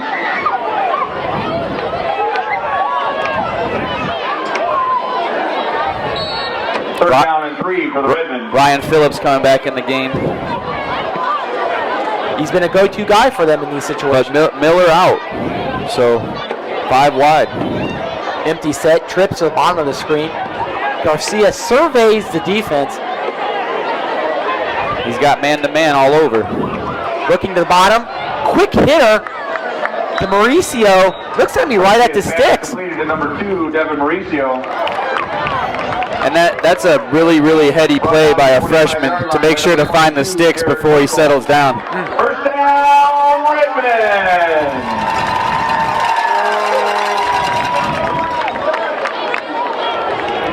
First down. See what they come out here on first down at their opposing 25. They've got Lucas Hill out here, split out very wide to the left. Very wide. Power set, 2 tight ends, 2 backs. Straight give to Miller. Hits the hole hard, runs over a defender. Solid gain on first down. Ball carrier. Brought down the play by number 15, Dylan LaFountain.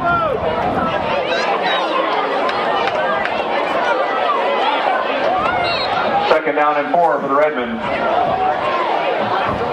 Looks like the same formation. Now it's Gabe Turner split out.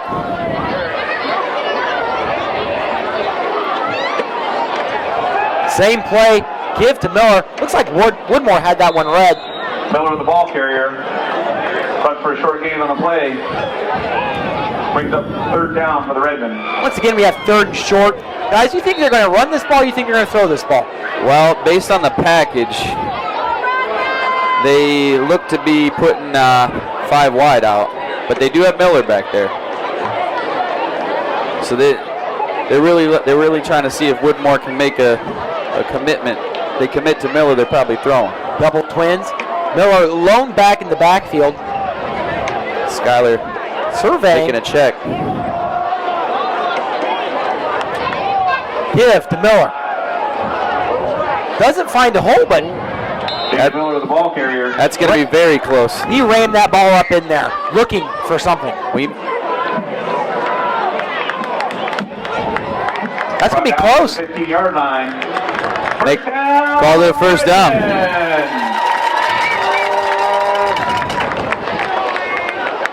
He really made something out of nothing there. Yes, he did. It feels like they're trying to kind of set up a play action here at some point. Double twin, same formation.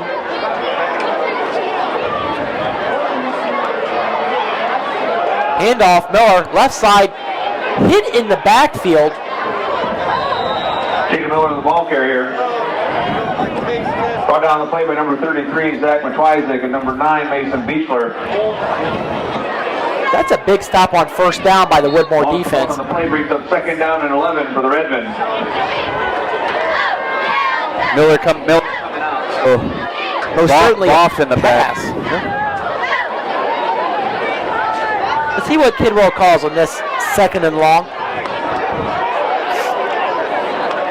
Got Lucas Hill in the slot and Gabe Turner in the slot.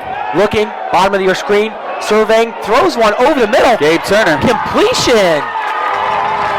Garcia's pass completed, number 31, Gabe Turner. Touchdown, Redmen. Matt, that was the Gabe Turner, your guy. You were talking about him early in the game, really being a strong player today, coming out after an injury.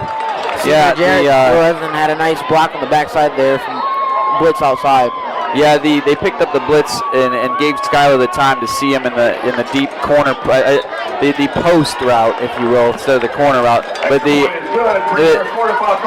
it's nice to see Gabe, come in. It was questionable according to coach whether he would play, and to see him come out there and run his routes hard and really give a spark to the offense is a nice thing for him. Definitely needed that one, and that's a heady play by the quarterback. He really had all day to throw that ball after Lorenzen block pickup, and he found the man. 1,000-pound club and having 2 years of perfect weight room attendance. His favorite football memory is Coach Bates' legendary footloose dance after the homecoming win over Elmwood. After graduation, Jarrett plans to attend BGSU to study physical therapy. He would like to thank his parents and girlfriend for always being there, Coach Croft and Tucker for always challenging him to do better, and Coach Giltz for always keeping the team running. All right. Fostoria lines up to kick this ball after an impressive opening drive of the second half. And I know we mentioned the onside kick, but at some point we have on the bottom of the screen, they only have 2 people against 5 lined up, so that might be something to look for in the, as the game goes on. Woodmore returns the ball up to about the 42. Another short field for this offense. Brought down by a host of Redmen. First and 10 for Woodmore from their own 43-yard line.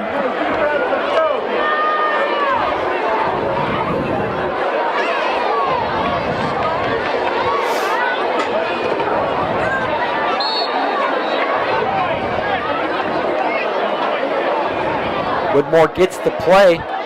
It's like trips to the bottom of your screen. 1 back, 1 receiver to the top. Looks like there's some confusion there about what the play is with the receivers. Reyes takes a snap, looks to the top, the isolation. Quick throw, drop by number 3, Derek Wang.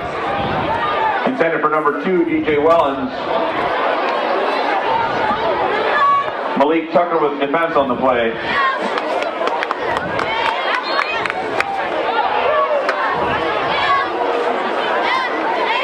Malik Tucker, one of those young kids that coach is hoping to take the game tonight and turn it into something for the future. So it's nice to see him get a nice stop. It's a playing time here in varsity. Right, definitely for these younger players, it's good to go out on a good note and really bring that momentum into the next year. Trips to the bottom of your screen. Keeper, Reyes rumbles.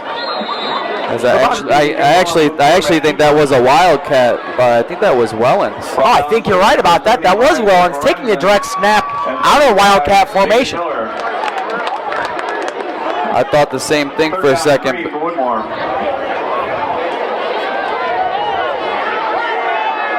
And we might see them go back to that at some point. Double twins look out of Woodmore. 1 back. High snap over the head of Reyes. Running for his life and brought down for a 12-yard loss on the play. DJ Wellens sacked on the play by number 84, Jordan Diaz. Jordan Diaz with the huge tackle for loss, and that's going to put Woodmore in a real bind. And coach said that Diaz has only been playing football for 2 years. So come out in a varsity game only having 2 years of football experience. He said he's got a big, big future. So that right there shows the ceiling. Welland goes back to punt. Strong punt. High ball all the way down to the 20-yard line.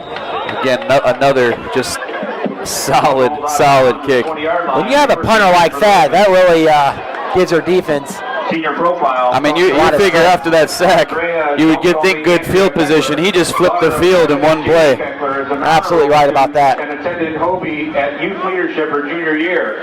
Her athletic accomplishments include being a 3-sport athlete and 4-year letter winner in cross country. Her favorite running memory is having her friends and family pushing her to the end of her last race. After graduation, Andrea plans on attending BGSU for physical therapy. She'd like to thank her coaches, team, friends, and parents for always pushing her to the very end. And at this point, you got to think that they're going to just lean on Miller. They want to try to ice this game away with the 7-point lead. Trips to the bottom of the screen. Skyler giving a signal to those Looks like he's going to pass here. Looking to the bottom. Rolls to the right. Throws the ball. Looks like just a throwaway there by Garcia. Garcia's pass ball is incomplete. He clearly saw something because he did give a little bit of a signal to his downside receivers, but nothing appeared to materialize there. Smart play by the quarterback, getting to second down.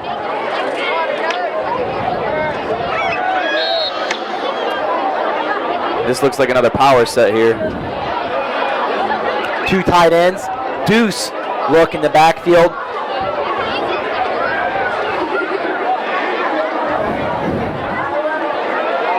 And there he is. Miller with a quick first step, gets about 5 yards on the play. Tackle on the play by number 2, DJ Wellens.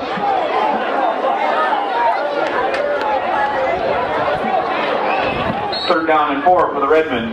Now we got a third and medium here for the Fostoria Redmen. This is an area that they've went to the play action pass before. They might go to it again.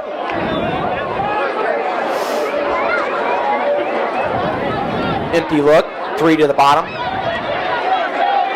Looks like Woodmore's coming out, the flat man. And Gabe Turner way behind the wide defense. open. Gets all the way down to the opposing 30.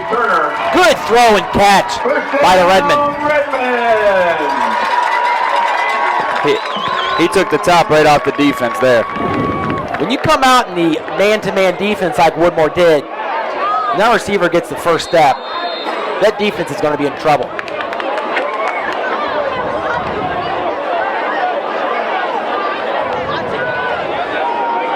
Fostoria hurrying up. Interesting set. They have a running back out and split out wide. Jace Boff. Handoff, Miller up the middle. Good size hole for him. Gets a solid 5 on the play.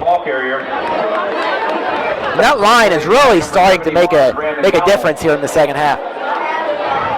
Second down and 6 for the Redmen.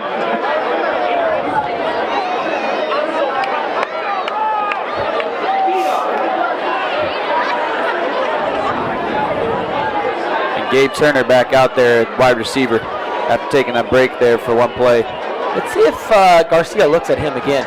Double twins, single back. Riccio comes in motion. He's got man-to-man with Turner. Handoff. Miller just ahead, will not go down.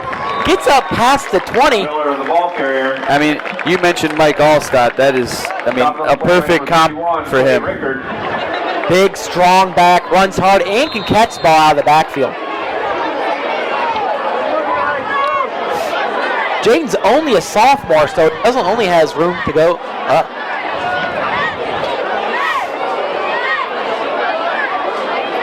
And they've got Ryan Phillips man-to-man on the bottom of your screen.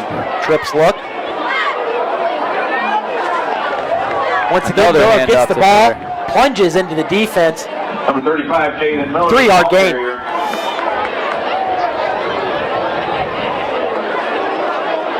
Tackle on the play by number 5, Andrew Behringer.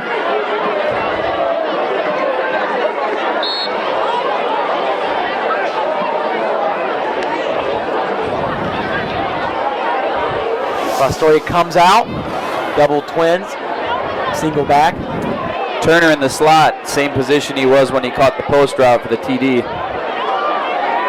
Miller comes to the left-hand side, looking to throw. Going for it again. And Garcia takes the sack deep in his own backfield. Looks like pressure came off of his backside. By number 71, Brandon Cowell.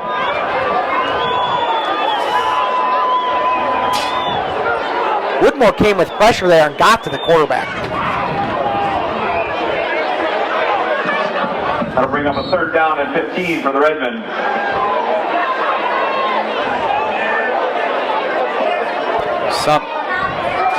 Something happening on the sideline.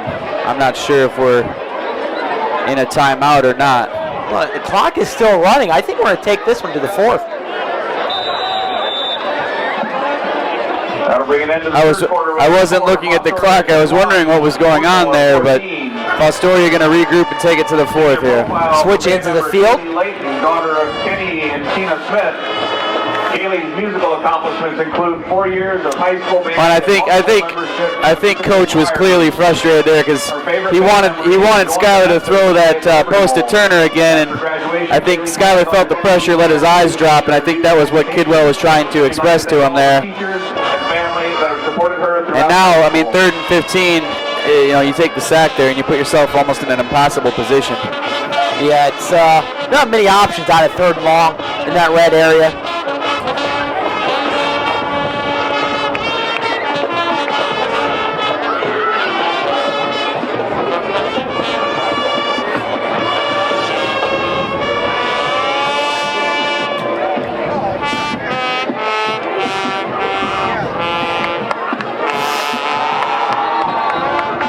Here come the Redmen out to start the 4th quarter.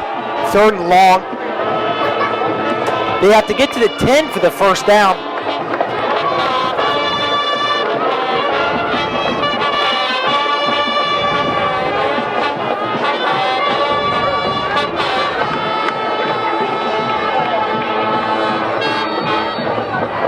You got trips to the bottom of the screen. Twins at the top, empty set for the Redmen. Garcia calling out the blitz.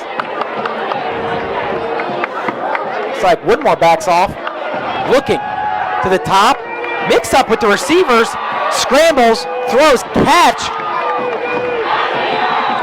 It looks like Gabe Turner there stopped. Short gain. And there was something interesting there. I don't know what Gabe actually didn't break into his route at first. He kind of stayed back. I don't know if there was some possible throwback option there, but he kind of stood for a second and then ran his route.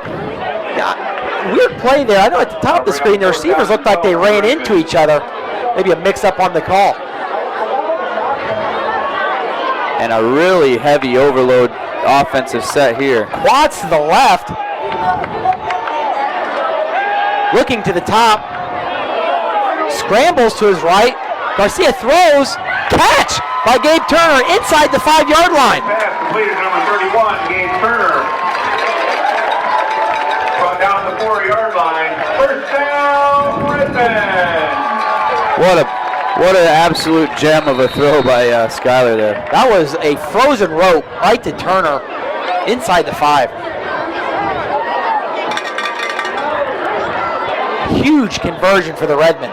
If they can tack on another 7 points in this drive, that might put this game out of reach.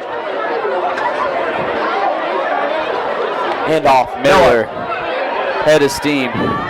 Legs kicking, but he's going to end up in a pile at about the 2-yard line.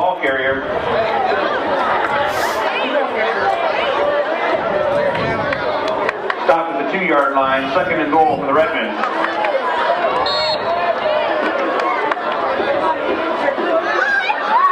The winner of tonight's community engagement chili cook-off was Ira Turner from Poet. Runner-up was the Fostoria Fire Department. Fostoria comes out in the heavy set again. 2 tight ends, 2 backs. Split into the top of the screen. Handoff, Miller, left side. Looks to bounce outside, nothing there. He'll get to about the 2-yard line and get nothing more. Stopped on the play by number 54, Austin Wolf. 3rd and goal for the Redmen. Kidwell with the 3rd and goal from his own 3, or from the opposing 3. Now, what do you think he's going to dial up here? I mean, at this point, you got 2 options. I mean, you got Turner out over there isolated on an island, and you got Miller. I think at this point, this might be the time to run that play action, run the slant for Turner and see if you can throw it in there. The defense is going to collapse to Miller, and Turner's just been on fire for the whole game. Carson, do you think this is 4-down territory for the Redmen? Yeah. I think here they're gonna do a QB draw maybe. Get back on his feet. Put Garcia on the move. Yeah. Oh, they're going to think about it.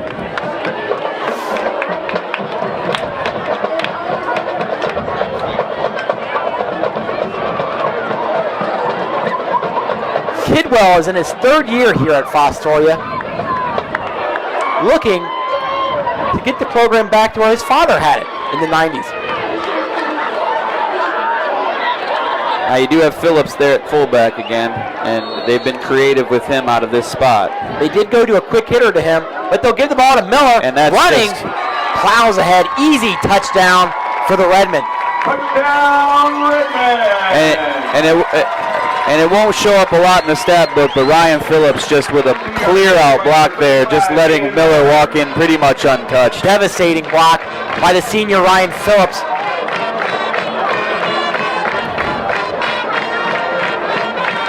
Weimer Skirch lines up for the PAT. Alex Sierra, the holder. Kick is good. Fostoria leads the Woodmore Wildcats 28-14 with 9:35 to go in the 4th quarter. Figure profile for band member Kyle Hopkins, son of Scott and Denise Hopkins, is an honor roll student. His music accomplishments include getting ones at solo and ensemble, member of Legends Drum and Bugle Corps, and being a 4-year high school band member. His favorite band memory is going to Memphis for the and I think, you know, some of the quotes that were in the review times that Coach was saying, you know, want to build some trust, want to build some momentum going forward. This is the perfect situation to try and get that with your young kids. You can send your seniors out with a tip of the cap, but with the young kids, you know, looking at it and saying, hey, Jaden Miller, you're going to be a workhorse for us going forward. Lineman, we trust you going forward. Mauricio, I mean, that's a huge confidence boost. You know, if they come out to win this game, sure, the season ends with a 4-6 record, but going out and win is very good for the mental stability of these players. Going out on a positive note will only help in the offseason, in the weight room, and to start off next year. Short kick, that's going to go out of bounds. Yes, it will. That's a penalty. And I think another thing too is Coach. You know, when I talked to Coach, he said the number one thing that he's trying to improve is the strength. And you know, it's not only if they were to win this game, not only how they've played tonight, but it's the style. You know, it's been a smash mouth style, a physical style. And if you can look at the kids and say, look, this is what I want you to do, and when we do it, this is how good we can be when we do it. All of a sudden, everybody's in the weight room. Everybody's getting high. I mean, I want to lift some weights right now. Right. The people in the booth right now want to lift weights. They definitely have a good, solid power running game to build on. And if Skylar Garcia continues to improve, then they'll have a pretty good passing offense to match that heavy running game. Well, and when you return Turner as well, the future's bright. I know Kidwell wants to. There's that Wildcat formation. Wellens keeping the ball, opening up on the right-hand side. Good block from the receiver. And his and he is in the open field. His speed is 20, just 10, and he's going to put that into the end zone. That's a great play to come off the scoring drive for the Woodmore Wildcats.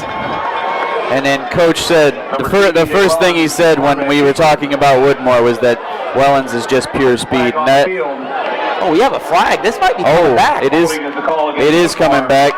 That is a huge penalty for Woodmore. Yeah, that take nothing away from Wellens and his play, but that's a backbreaker on a play like that when you could have turned momentum quick. Granted, they're going to get the ball at around the 20-yard line, but going from 7 points to no points is really a big deal for this offense.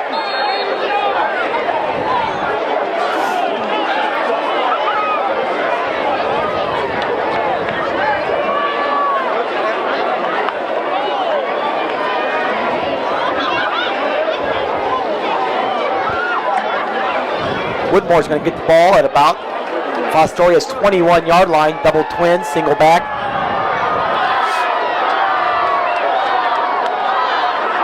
Reyes, high snap once again, manages to catch the ball, missed tackle in the backfield, rolls to his right, and is going to run out of bounds at about the line of scrimmage. Jay Wellens, the quarterback keeper, forced out of bounds by number 22, Jace Ball.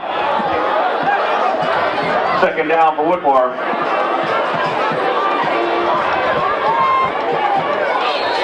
I don't know, perhaps we haven't noticed, but I haven't seen Reyes out there in a few possessions. Not sure if something changed, but Wellens has been in at quarterback for at least the last 3 possessions, but to my knowledge. Maybe they just like this Wildcat look and they want to keep going to it. Keeper, he's looking to throw though. Catch, little flare.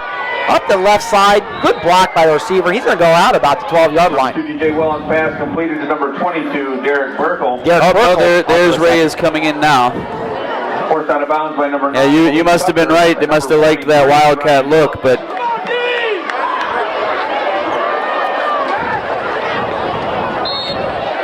let's see what they come out in. Back with their starting quarterback in the game. For Woodmore. If I were Fostoria, I think that Mason Beechler has just been a terror against us on 3rd down. He's caught a lot of those 3rd down short routes, quick outs, quick screens. And based on the look of the formation, they're going to have their 2 playmakers, Beechler and Wellens, opposite each other. Double twins look, one back in the backfield. Wellens in motion across. the field to the top of the screen. Looking that way is Reyes. Speed out, caught, and brought down at about the 5-yard line. Reyes pass completed number 2, DJ Wellens. Tackled on the play by number 2, Devin Mauricio. Wellens with the catch. Good conversion for the Woodmore offense. Completion number 9, Mason Beechler. And as I mentioned, Mason Beechler has just been money for them. Terrorizing that defense. He is a very skilled athlete on this team. Despite their 1-8 record, he has been a real bright spot for this team. First and goal from Fostoria's 5. Woodmore going in motion to the bottom of the screen. Looking. And there he is with that speed. We got a flag coming in. Wellens is going to score. Wellens carries the ball in the end zone for a touchdown. But there is a flag. I think it will be coming back. That's going to be the second touchdown called back. It looks like it's in the area of holding. There's a conference. Illegal shift by the offense. That's a 5-yard penalty. Illegal shift is a call against Woodmore. Second touchdown taken off the board because of a penalty. Once again, devastating. You don't see that too often. 2 touchdowns called back on one drive.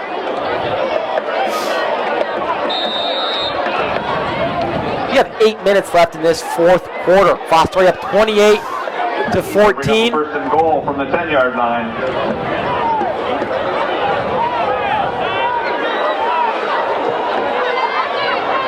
Trips to the bottom, single receiver to the top. Connor Haas lines up in the backfield. Reyes looks to the bottom of the field.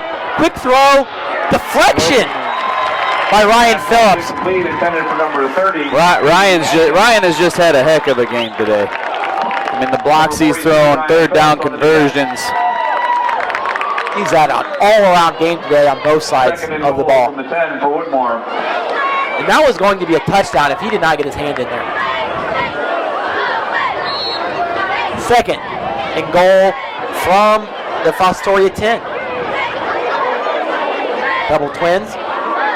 Single back.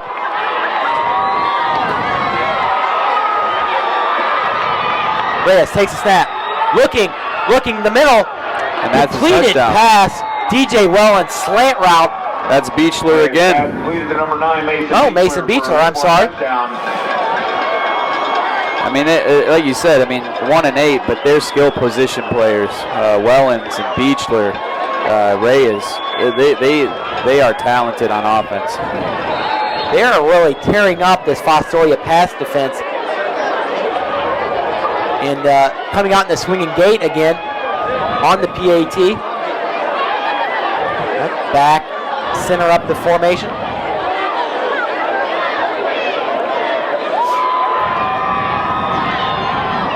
Yeah, Beechler and Wellens, both seniors. Wellens gets the kickoff. The extra point is good. That brings our score to Fostoria at 28, Woodmore 21. Yeah, Beechler and Wellens seniors, they don't want to go out with a loss either. So Woodmore battling back here with 7:27 left. They definitely do not want to end their season on a sour note. And receive full certificate of engineering. His favorite football memory is losing weight and maintaining his personal health. So we have a 7-point ball game with 7.5 minutes left in the fourth quarter. Friends who had his back throughout the hardships of football.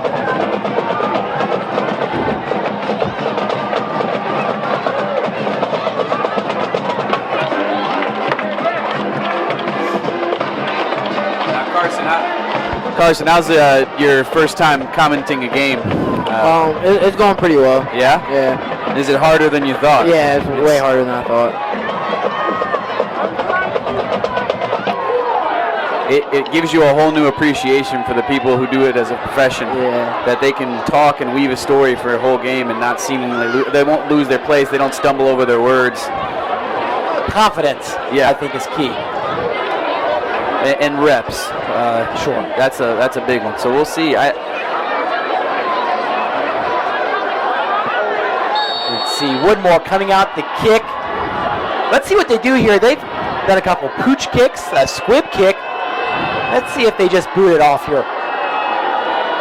Stepping slowly to the ball. And an onside kick attempt by Woodmore. That's going to go out of bounds. Did not go 10 yards. Interesting. Onside kick goes out of bounds. Interesting. You could tell something was going on. He kind of stutter stepped to the ball a little different than he normally does when he's going to really boot it.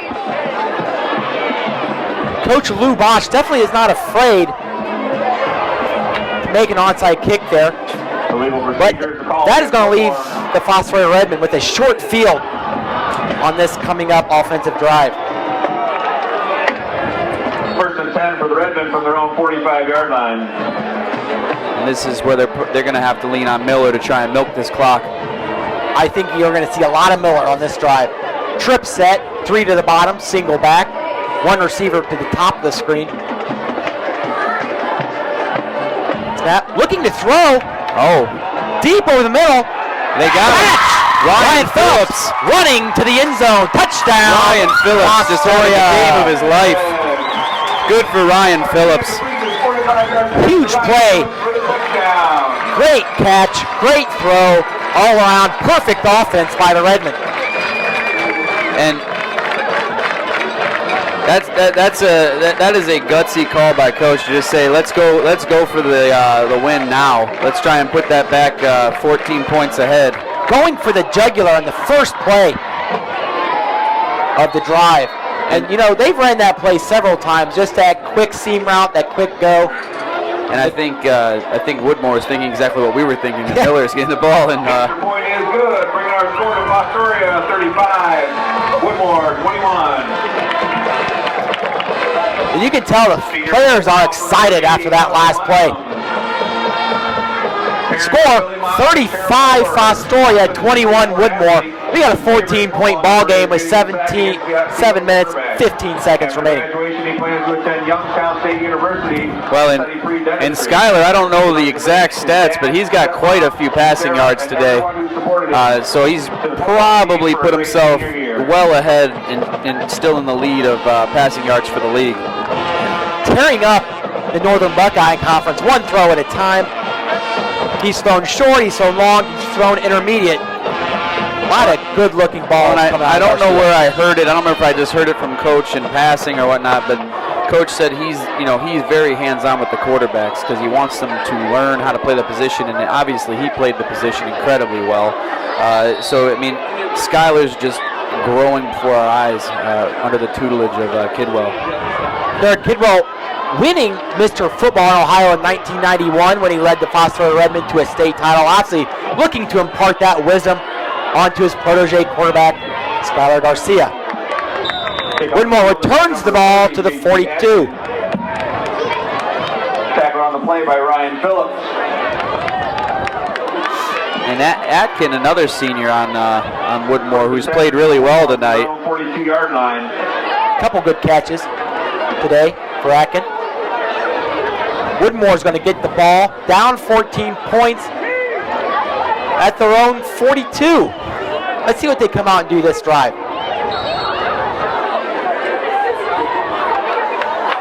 Trips to the bottom of the screen, one back. Keeper out of the Wildcat package. That's Welland rumbling up the middle for a gain of about 6 yards. They've clearly found something they like here. They just keep going back to this package to get Wellens the ball. But Wellens did come up limping there. That could be an important factor going forward if he does have a limp. But when you line up in that Wildcat formation, you're giving him 10 blockers on that play. Sometimes difficult for that defense to pick up.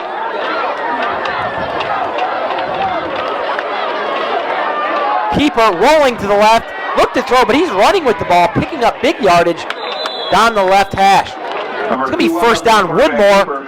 Oh, we got a late flag coming in. Tackle on the play by Mauricio and Ryan Phillips. Not sure what that is. I think they're calling Wellens for a personal foul. Personal foul against Woodmore. Personal foul is the call against Woodmore. I think the official felt that Wellens bumped the Fostoria player as he got up. I'm not sure. Unsportsmanlike conduct is what you're saying. It was such a kind of a scrum getting up. I'm not sure what the referee saw, but he clearly saw something he thought was a personal foul. Woodmore's coach disagrees strongly. Strongly is a kind choice of words. Woodmore's going to have the ball at their own 43, 1st and 10. And penalties have just killed 3 big plays for Woodmore tonight. Really taking a bite out of their offense. Last drive, it killed 2 touchdown opportunities for them. 2-back set, Twins to the top of the screen. Looking to throw, left sideline, fade down the sideline. A little push off by the receiver, but incomplete, just a little long.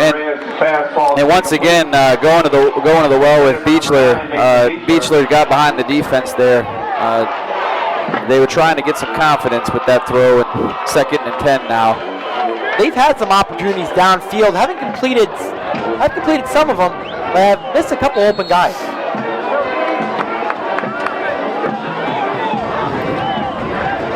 World Series update. Top of the 4th inning, the score is still 0-0. Woodmore trips to the top of the screen, single back. Looking to throw, rolls out right side. Facing pressure, quick throw in a drop. Ball intended for number 30, JT Atkin. We're going to have 3rd and 10. Brings up 3rd down and 10 for Woodmore. And they're coming out in the Wildcat package here as Reyes steps to the sideline. A lot of times now, Wildcat package, they will keep the quarterback on the field, but Woodmore is just taking them off. Well, and I think perhaps because, they showed it earlier, Wellens can throw the ball. Maybe they feel like they can get their athletes like Beechler an opportunity on the outside. Let's see what they dial up here on 3rd and long. Taking the snap, pressure from the backside from Diaz. Lobs the ball downfield, and Devin Mauricio. Wellens fastball is incomplete. Good defense there from the freshman. Looks like there is some contact there on the attempt, but no flags from the ref, so we're going to have 4th and 10. And that's a good stop there by the Fostoria defense.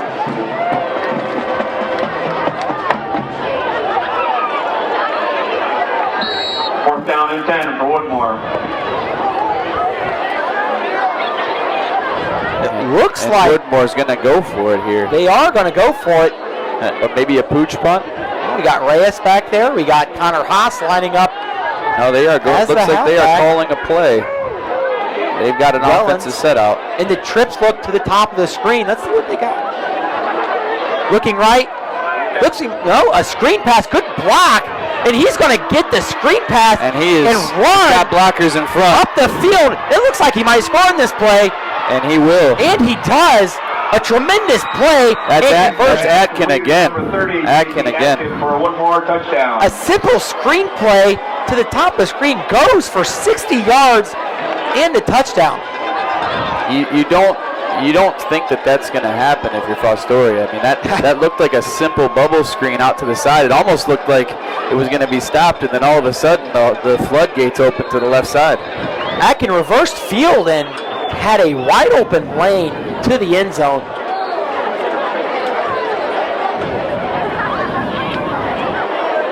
And that is a devastating play for this Fostoria defense. They thought they were going to get the turnover on downs, but instead they give up the long touchdown. And Woodmore brings the game back to within 7 points. That brings our score to Fostoria 35, Woodmore 28. And Woodmore just refuses to go away. The Atkin and Wellens, these seniors, they don't want to go out, at least not quietly. So we're going to see an interesting 5 minutes here. Yeah, Do you think they onside again? Carson, what do you think? You think they go for the onside kick? That'd be a smart decision, but I don't think they're, because the last 2 times they haven't got it. So well, the only reason I say it is they're staring down the barrel of a bunch of runs by Jaden Miller and Jace Boff. Do you try it again, hoping that you can stop them? But if you give them a short field, 5 minutes left, you can't afford a score at this point. It's a real catch-22 for the Woodmore team.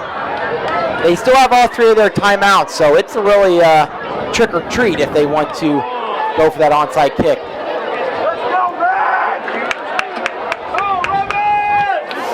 And last time, Wellens, when he was onside kicking, kind of took a little bit of a jog to the ball, so maybe he's going to tip his hand. And I want to bet Fostoria may be prepared for an onside kick here. Doesn't look like they changed their formation at all to prepare for one, but well, they've got one man on the front line standing straight up. So let's see what they do here. Walking up to the kick is Wellens. He's just going to boot it. End over end kick. Fields it at the 10. The hole is open. Brought down at their own 32. And Mauricio with the return. Brought down the play by number 21, Cole Sermons.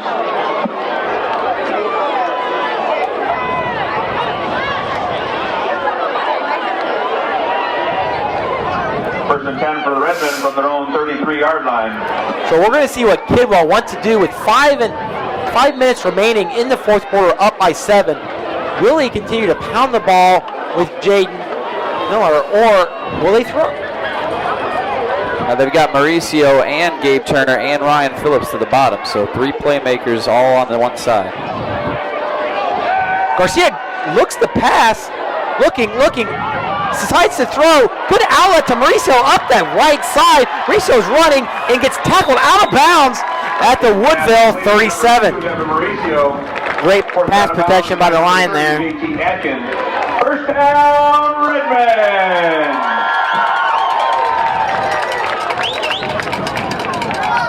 That was a great heady play by the quarterback. Stood back there for what seemed like days and found the open man in Devin Mauricio. And this is where Miller is in the perfect position to just pound the ball, keep the clock running. 2 tight end set, handoff to Miller, up the middle, big hole. Rumbles forward, picks up about 6 yards. That was a big hole created by that line that time. 33, Zach McWisick. Second down and 4 for the Redmen. And Austin Milam in as a wide receiver.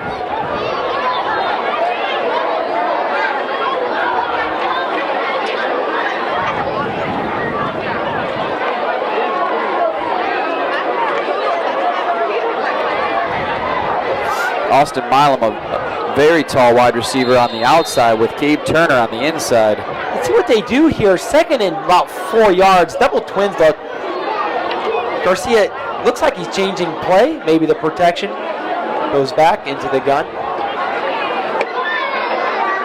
Blitz coming off the edge. Handoff, Miller. Up the middle, stopped. Looks like a gain of about 1 on the play. The ball carrier. Brought down on the play by 71, Brandon Cowell. Well, once again, we have a 3rd and short. Looks like Jaden Miller is still in the game. One would think he would get the ball in this 3rd and short. And again, the Ryan Phillips coming in on 3rd down just adds that extra level of versatility. He's been a real X factor for this offense today. 2-back set, handoff, runs into a pile of Woodmore defenders. And that looked short. Looks like it's going to be about a yard short. Really nothing there for the big back. Stopped at about the 29-yard line. Timeout called by Woodmore. Decision time for coach. You think he goes for it here? I think, yeah. I mean, Carson, you disagree? You have to. You have to give it to Miller. Yeah. They can't kick a field goal or they can't punt it. It's close. Yeah, they're in that spot where you almost have nothing to lose by going for it. A punt, yeah, I mean, a punt kind of gives you a net zero, and I don't think you're within anywhere near field goal range. So go for it, see what you got. If you miss it, they still got to go 70 yards. Well, I would say the Woodmore defense is expecting a run from Jaden Miller again, but he could be surprised. It could be a pass. Yeah, and Kidwell already showed if Woodmore tips their hand too much and leans in on Miller, I mean, a seam route has just been a killer for Woodmore today. Maybe they run Turner up the seam or possibly Phillips up the seam. We'll have to see what Kidwell dials up on this 4th and short. This could be a real clincher for this game here if they pick this one up. It'll be 4th and short for the Redmen. Looks like we got a measurement there from the refs. I'd like to thank tonight's game sponsor, Dell's. Be sure to visit Dell's and thank them for supporting the Redmen Athletic Department.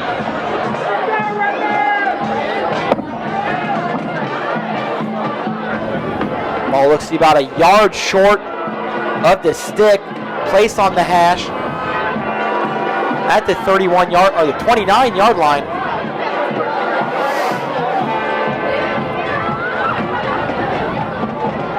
Here we go. Heavy package, 2 tight ends, 2 backs. And the backs set back very far from the line.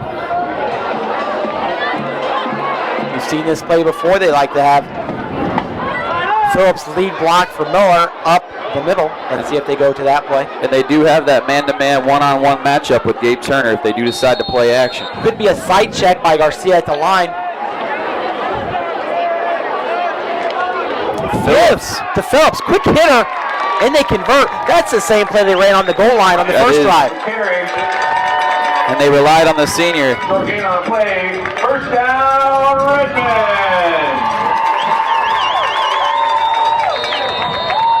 Well, we have 3.5 minutes left. Woodmore has all 3 timeouts, it appears. And let's see what kind of clock management Kidwell shows. And Woodmore only has 2 people out on the trips. They finally get a guy out there. Late motion. They were worried about Miller. Throw here. Almost an interception. That could have been a devastating play for this offense. Yeah, that could have been a Second down and 10. really bad play for the Redmen and a turnaround that Woodmore is desperately looking for at this point. Ill-advised throw from Garcia on that play. Lucky for him, the defender dropped it. And as they say, that's why you're on defense.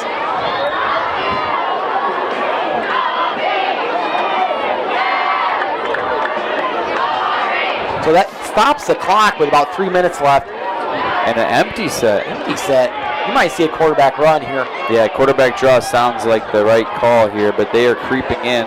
They've got a spy over there, number 33. They're going to throw. And a lot of pressure.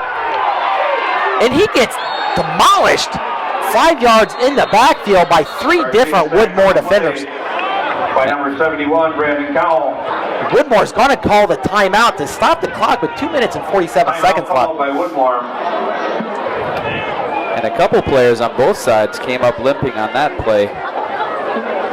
That play looked bungled from the very inception. And the really bad thing for us is it takes away the Miller option, because at 3rd and 19, unless we're going to run a draw, we really now we're kind of stuck in the pass, and if we don't complete it, the clock stops, and they get the chance. So this is a real tough situation for this offense. Do they go for the conversion, or do they simply try to run the ball and get Woodmore to use another timeout?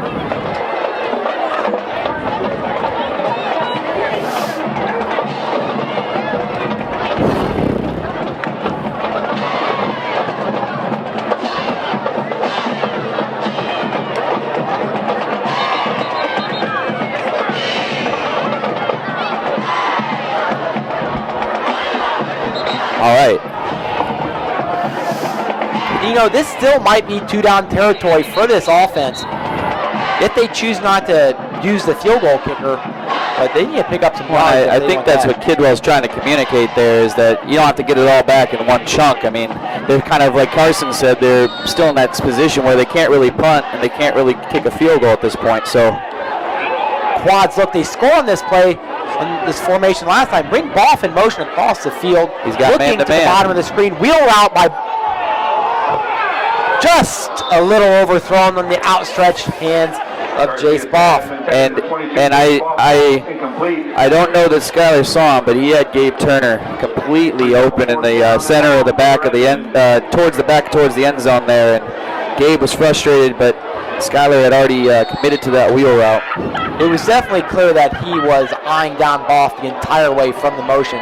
He was open, but just a little too far to catch. And that stops the clock, guys. And you got to think Turner has got to be the target here, the primary target. Well, you got 4th and about 18. Let's see what they come out in. Let's see how much they attack the first down sticks. Pressure, throws the ball up, almost caught, underthrown ball, and an incompletion. And that's Mason Beechler with a defensive stop. Now Woodmore gets their chance to tie it up. Garcia could not step into that throw, or else it may have been a completion for a touchdown, but he had kind of just had to chuck that one up there and hope that the offense came down with the ball.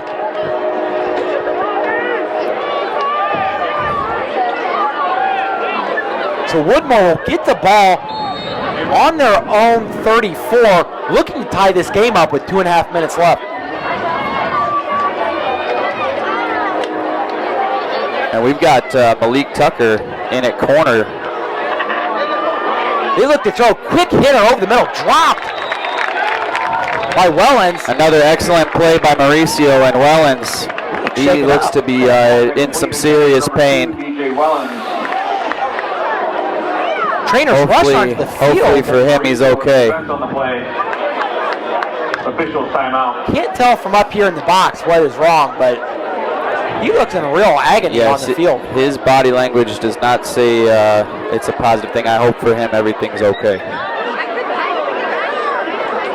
I didn't really see much of a peculiar contact on that play, but when he went down, he really went to that fetal position like he was. Yeah, I think the way it looks to me like they're working on the lower body there. I don't know if he just stepped down and tweaked his ankle or something, but definitely not a good situation. You never want to see something like that. Seems to be what they're working on is the lower leg there on the right-hand side.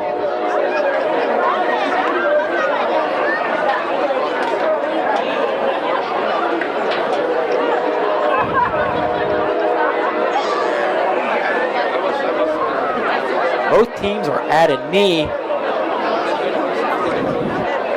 Game stopped at 2:27 left in the fourth. Redmen up by 7 points, 35-28.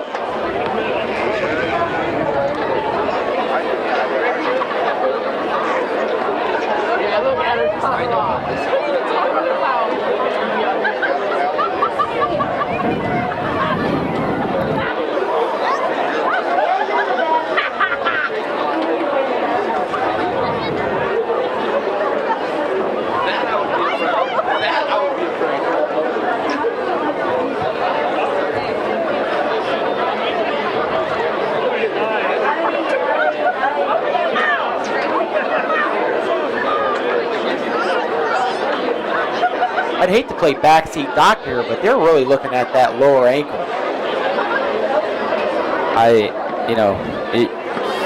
You feel bad for a kid who's played so hard all game. A bunch of touchdowns called back, and as a senior, we're all hoping he's gonna be able to get off this field and continue his athletic career with the Woodmore Wildcats going into the next season. It looks like he's gonna get up here and try and get him out. Tough situation.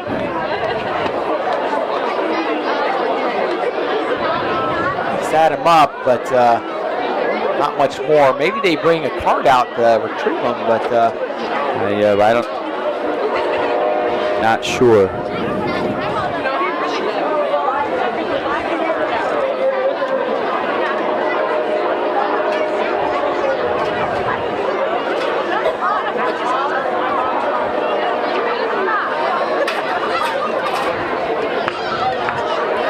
Yeah, and the comments are flying in with well wishes to Mr. Wellens. So Wellens, a three-time letterman as a senior. for Woodmore. Looks like they are going to lift him up. He's going to get up, so that's a step. Help him off the field. Crowds and teams all applauding. And the well wishes to DJ.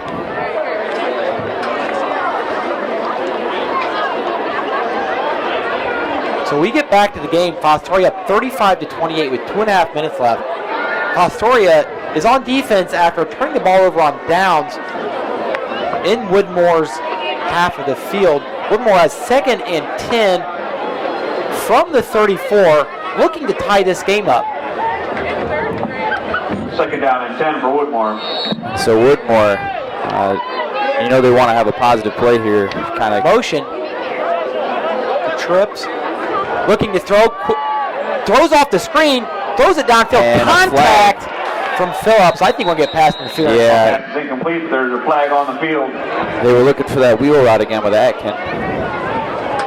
And we just kind of grabbed him as he moved up. Looked like they were, the original was to go to the screen pass, but Reyes faked the screen pass and looked to the outside.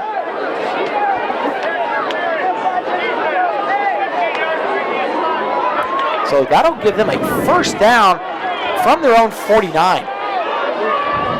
We're about to get under 2 minutes here. Be 1st and 10 for Woodmore from their own 49-yard line. And at this point, Fostoria's really got to be worried about Beechler. Trips to the top of the screen, looks to the trip, screen pass once again. Great play there by Lucas Hill, taking them down in the open field. Great tackle. Number 30, J.T. Atkins, stopped immediately on the play by number 81, Lucas Hill. And we were talking about Lucas Hill's confidence earlier. That is a confident play from that defender. 2nd down and 17. Woodmore lines back up, 2nd and long now after that TFL. Trips to the bottom of the screen. Reyes looks to throw, bottom of the screen. Quick hitter, Atkin with the run and catch, breaking tackles up the right hash and gets to within 5 yards of the 1st down stick. And we're very much in four down territory here. Fostoria has shown moments in this game where they just cannot tackle the receivers of Woodmore.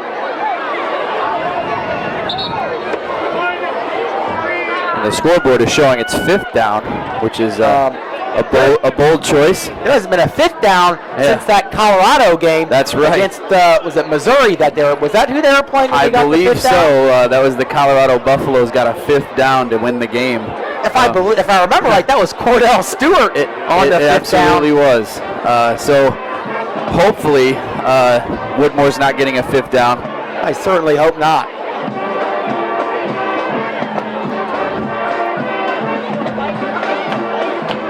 So let's see what they come out on this 3rd and short out of timeout.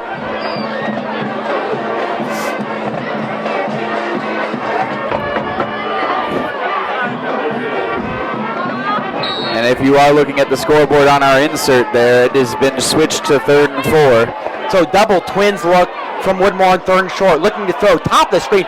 A lot of pressure in his face. Reyes throws the ball. Middle of the field. Wide open target. Number 9.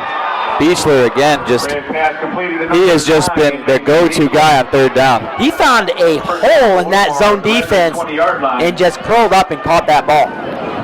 Big play. 1st down on Fostoria's 21. Minute 18 seconds and running. Looking to bottom of the screen. Fading it up to the end zone. Beechler touchdown. Just posted the defender up and caught that ball in the end zone. Beechler has been a nightmare for the Redmen tonight. Number 9, Mason Beechler for a Woodmore touchdown. And that was on young Malik Tucker in the end zone. On the field.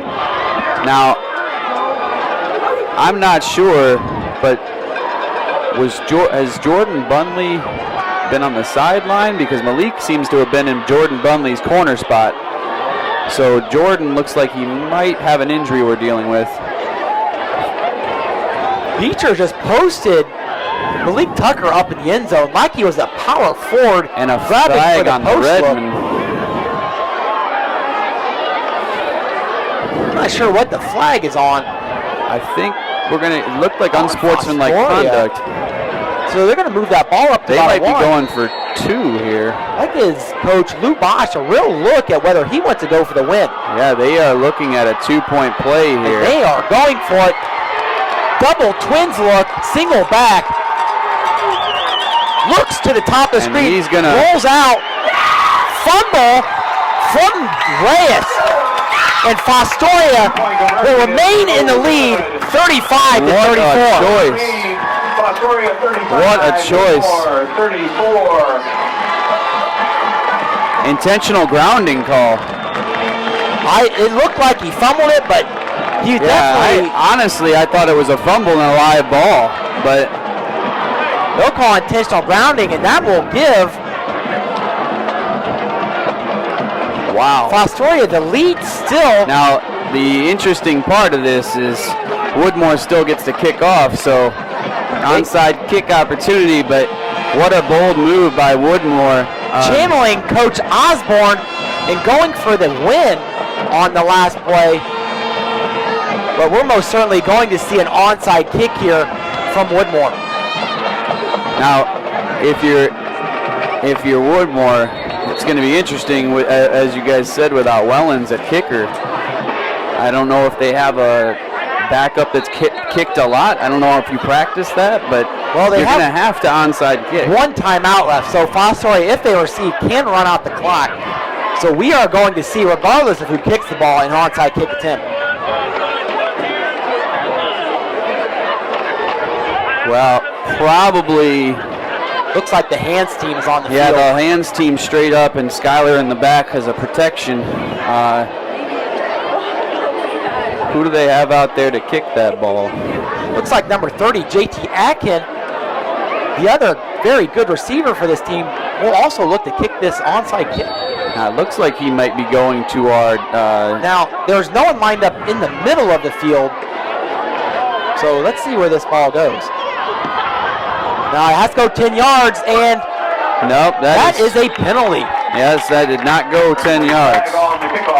And Fostoria's going to get this ball. Not sure if he just kind of lost track of where the 10-yard line was, or if he was just nervous about... In the moment, that's a tough play to not make, seeing the ball just bounce like that, but the ball must go 10 yards or be touched by an opposing player on the kick return team in order for that to be a live ball. Well, that's tough. You don't have your normal kicker. The ball kind of goes a little short, and you're worried about it going out of bounds, so you grab it, but you don't. It's a tough call. Yeah. So we're probably going to see the Redmen in the victory formation, and we do, and we're going to see 3 straight knees. And with no way to stop the clock. We have a knee. Garcia downs the ball. Woodmore uses their last timeout to kill the clock. At this point, they're hoping for a miss snap, a miss handle. That's all you really can hope for if you're Woodmore at this point. You could sit there and second guess the call to go for 2, but at this point, with Wellens hurt, you just scored a momentum touchdown. You got the personal foul. You understand why Woodmore's going for it. They're 1-8. They want to win a game. Nothing to lose. Nothing to lose. Absolutely nothing to lose. And both teams have really come to play. It's been an exciting game tonight. Well, it looks like Fostoria's going to come out and run the ball here with 1:04 remaining. Which is a dicey choice. Yes, I'm not real sure. There are a lot of things that can happen here. Handoff, Miller up the middle, Hall running, rumbling, picks up the first down. They're trying to strip it out, not tackle him. And the refs blow it dead. Stop before progress, and that's going to be the game, folks. Yeah, and all they need to do at this point is a couple knees and a couple knees, and this thing is over. What a game. What a game. This has been a very fun way to end the season, maybe for both teams, probably more so for Fostoria. It looks like they're going to come out on top here, and they're going to finish with a 4-6 record, 3-4 in the NBC, and hopefully bring this momentum into this next year and into the offseason. Well, and that's what Coach said is his #1 goal is next year to keep building this thing. And he brings back a bunch of returning guys. The seniors get to walk out with their head held high. And I mean, if you're Woodmore, you gotta feel good that your seniors got to walk out playing a good game. They were right there on the doorstep. Yep. You know, they had a chance to win. They couldn't convert, and Fostoria ends up with the victory. Please drive home safely. Well, and as the teams shake hands, I mean, that was a heck of a game, and we were very, very happy to have upwards of 50 people at any one time watching on our live stream. Thanks to Carson for being willing to be a student and get on the mic, and Mr. Howenstein, thank you for being willing to be our play-by-play guy. I know it's a lot to ask a person to come work for free, essentially, on a Friday night. Wouldn't have missed out on the opportunity. But the crew of FETV and everybody, thank you for working so hard on it. Carson, thank you. All the camera people, Jalen in the truck, you know, everybody, Max, probably running around like a crazy guy. Janaea. Give every shout out to the production team on this one. This has been a real success, I think, all around. Yeah, and you know, we hope to do more senior nights. I know that we will be doing senior basketball, girls and boys. So I think probably just be smart to sign off right now. So. All right, I am Matt Honstein. I'm Carson Bemis. And I'm Matt Swarchek. And we wish you a good night on this wonderful Friday evening. Thank you, Fostoria.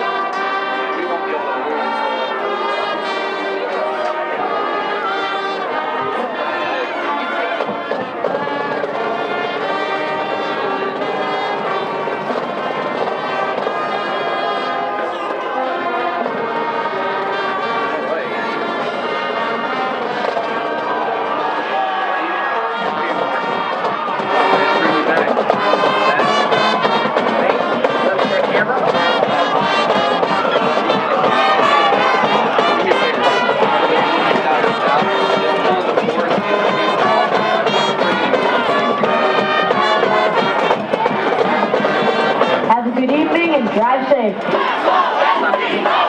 Not yet.